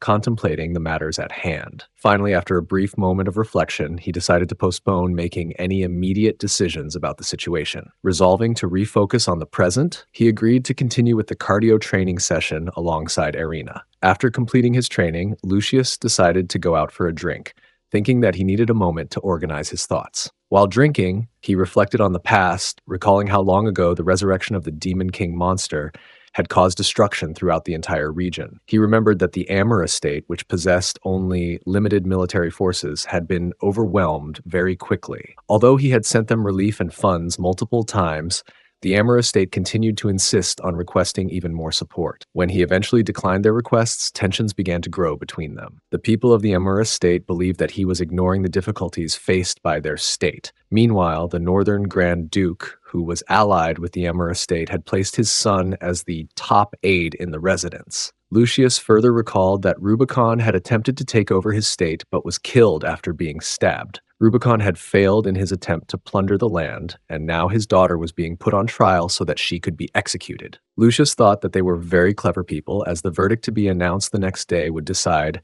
whether a mermaid was to be considered human or not. The following day, at the Central District Court, the Amur estate sides began shouting and questioning whether Lord Petta had gone insane. They argued that a human should be regarded as an individual who had red blood flowing through their veins, possessed no fur, and walked on 2 feet. Pointing toward the mermaid, they claimed that an individual who had blue blood flowing through their veins was not human. They further accused the opposing side of slander and illegal dueling, arguing that since the mermaid was not human, she should never have deceived them with what they called fallacy-filled arguments. Lucius responded by stating that he wished to ask a single question. He declared that Condrix had called his wife a fish mistress, and if Condrix were alive at that moment, he would have killed him with his own hands.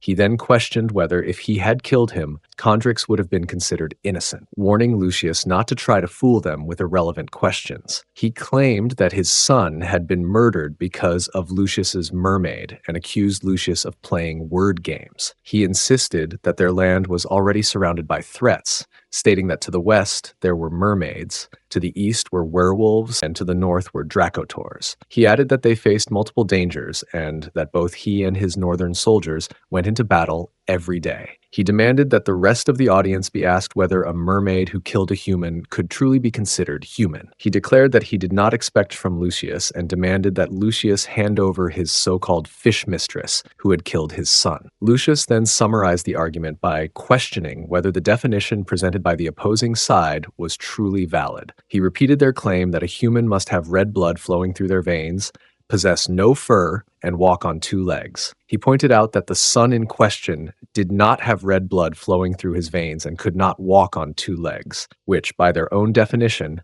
meant that he was not even human. Lucius further stated that since the individual had been caught attempting theft, was restrained afterward, and died while embarrassing his wife, it was apparent that his death had occurred due to natural causes. The man began shouting again, insisting that it was not a natural cause, and accusing Lucius of speaking carelessly about his son. Lucius replied that instead of admitting to the crime of attempted theft and offering an apology, the man had demanded the execution of his wife. Lucius stated that it was very clear to him that Condrix had not been properly educated and was not worth even a fragment of humanity. He therefore declared his wife innocent, a decision that left the man extremely frustrated.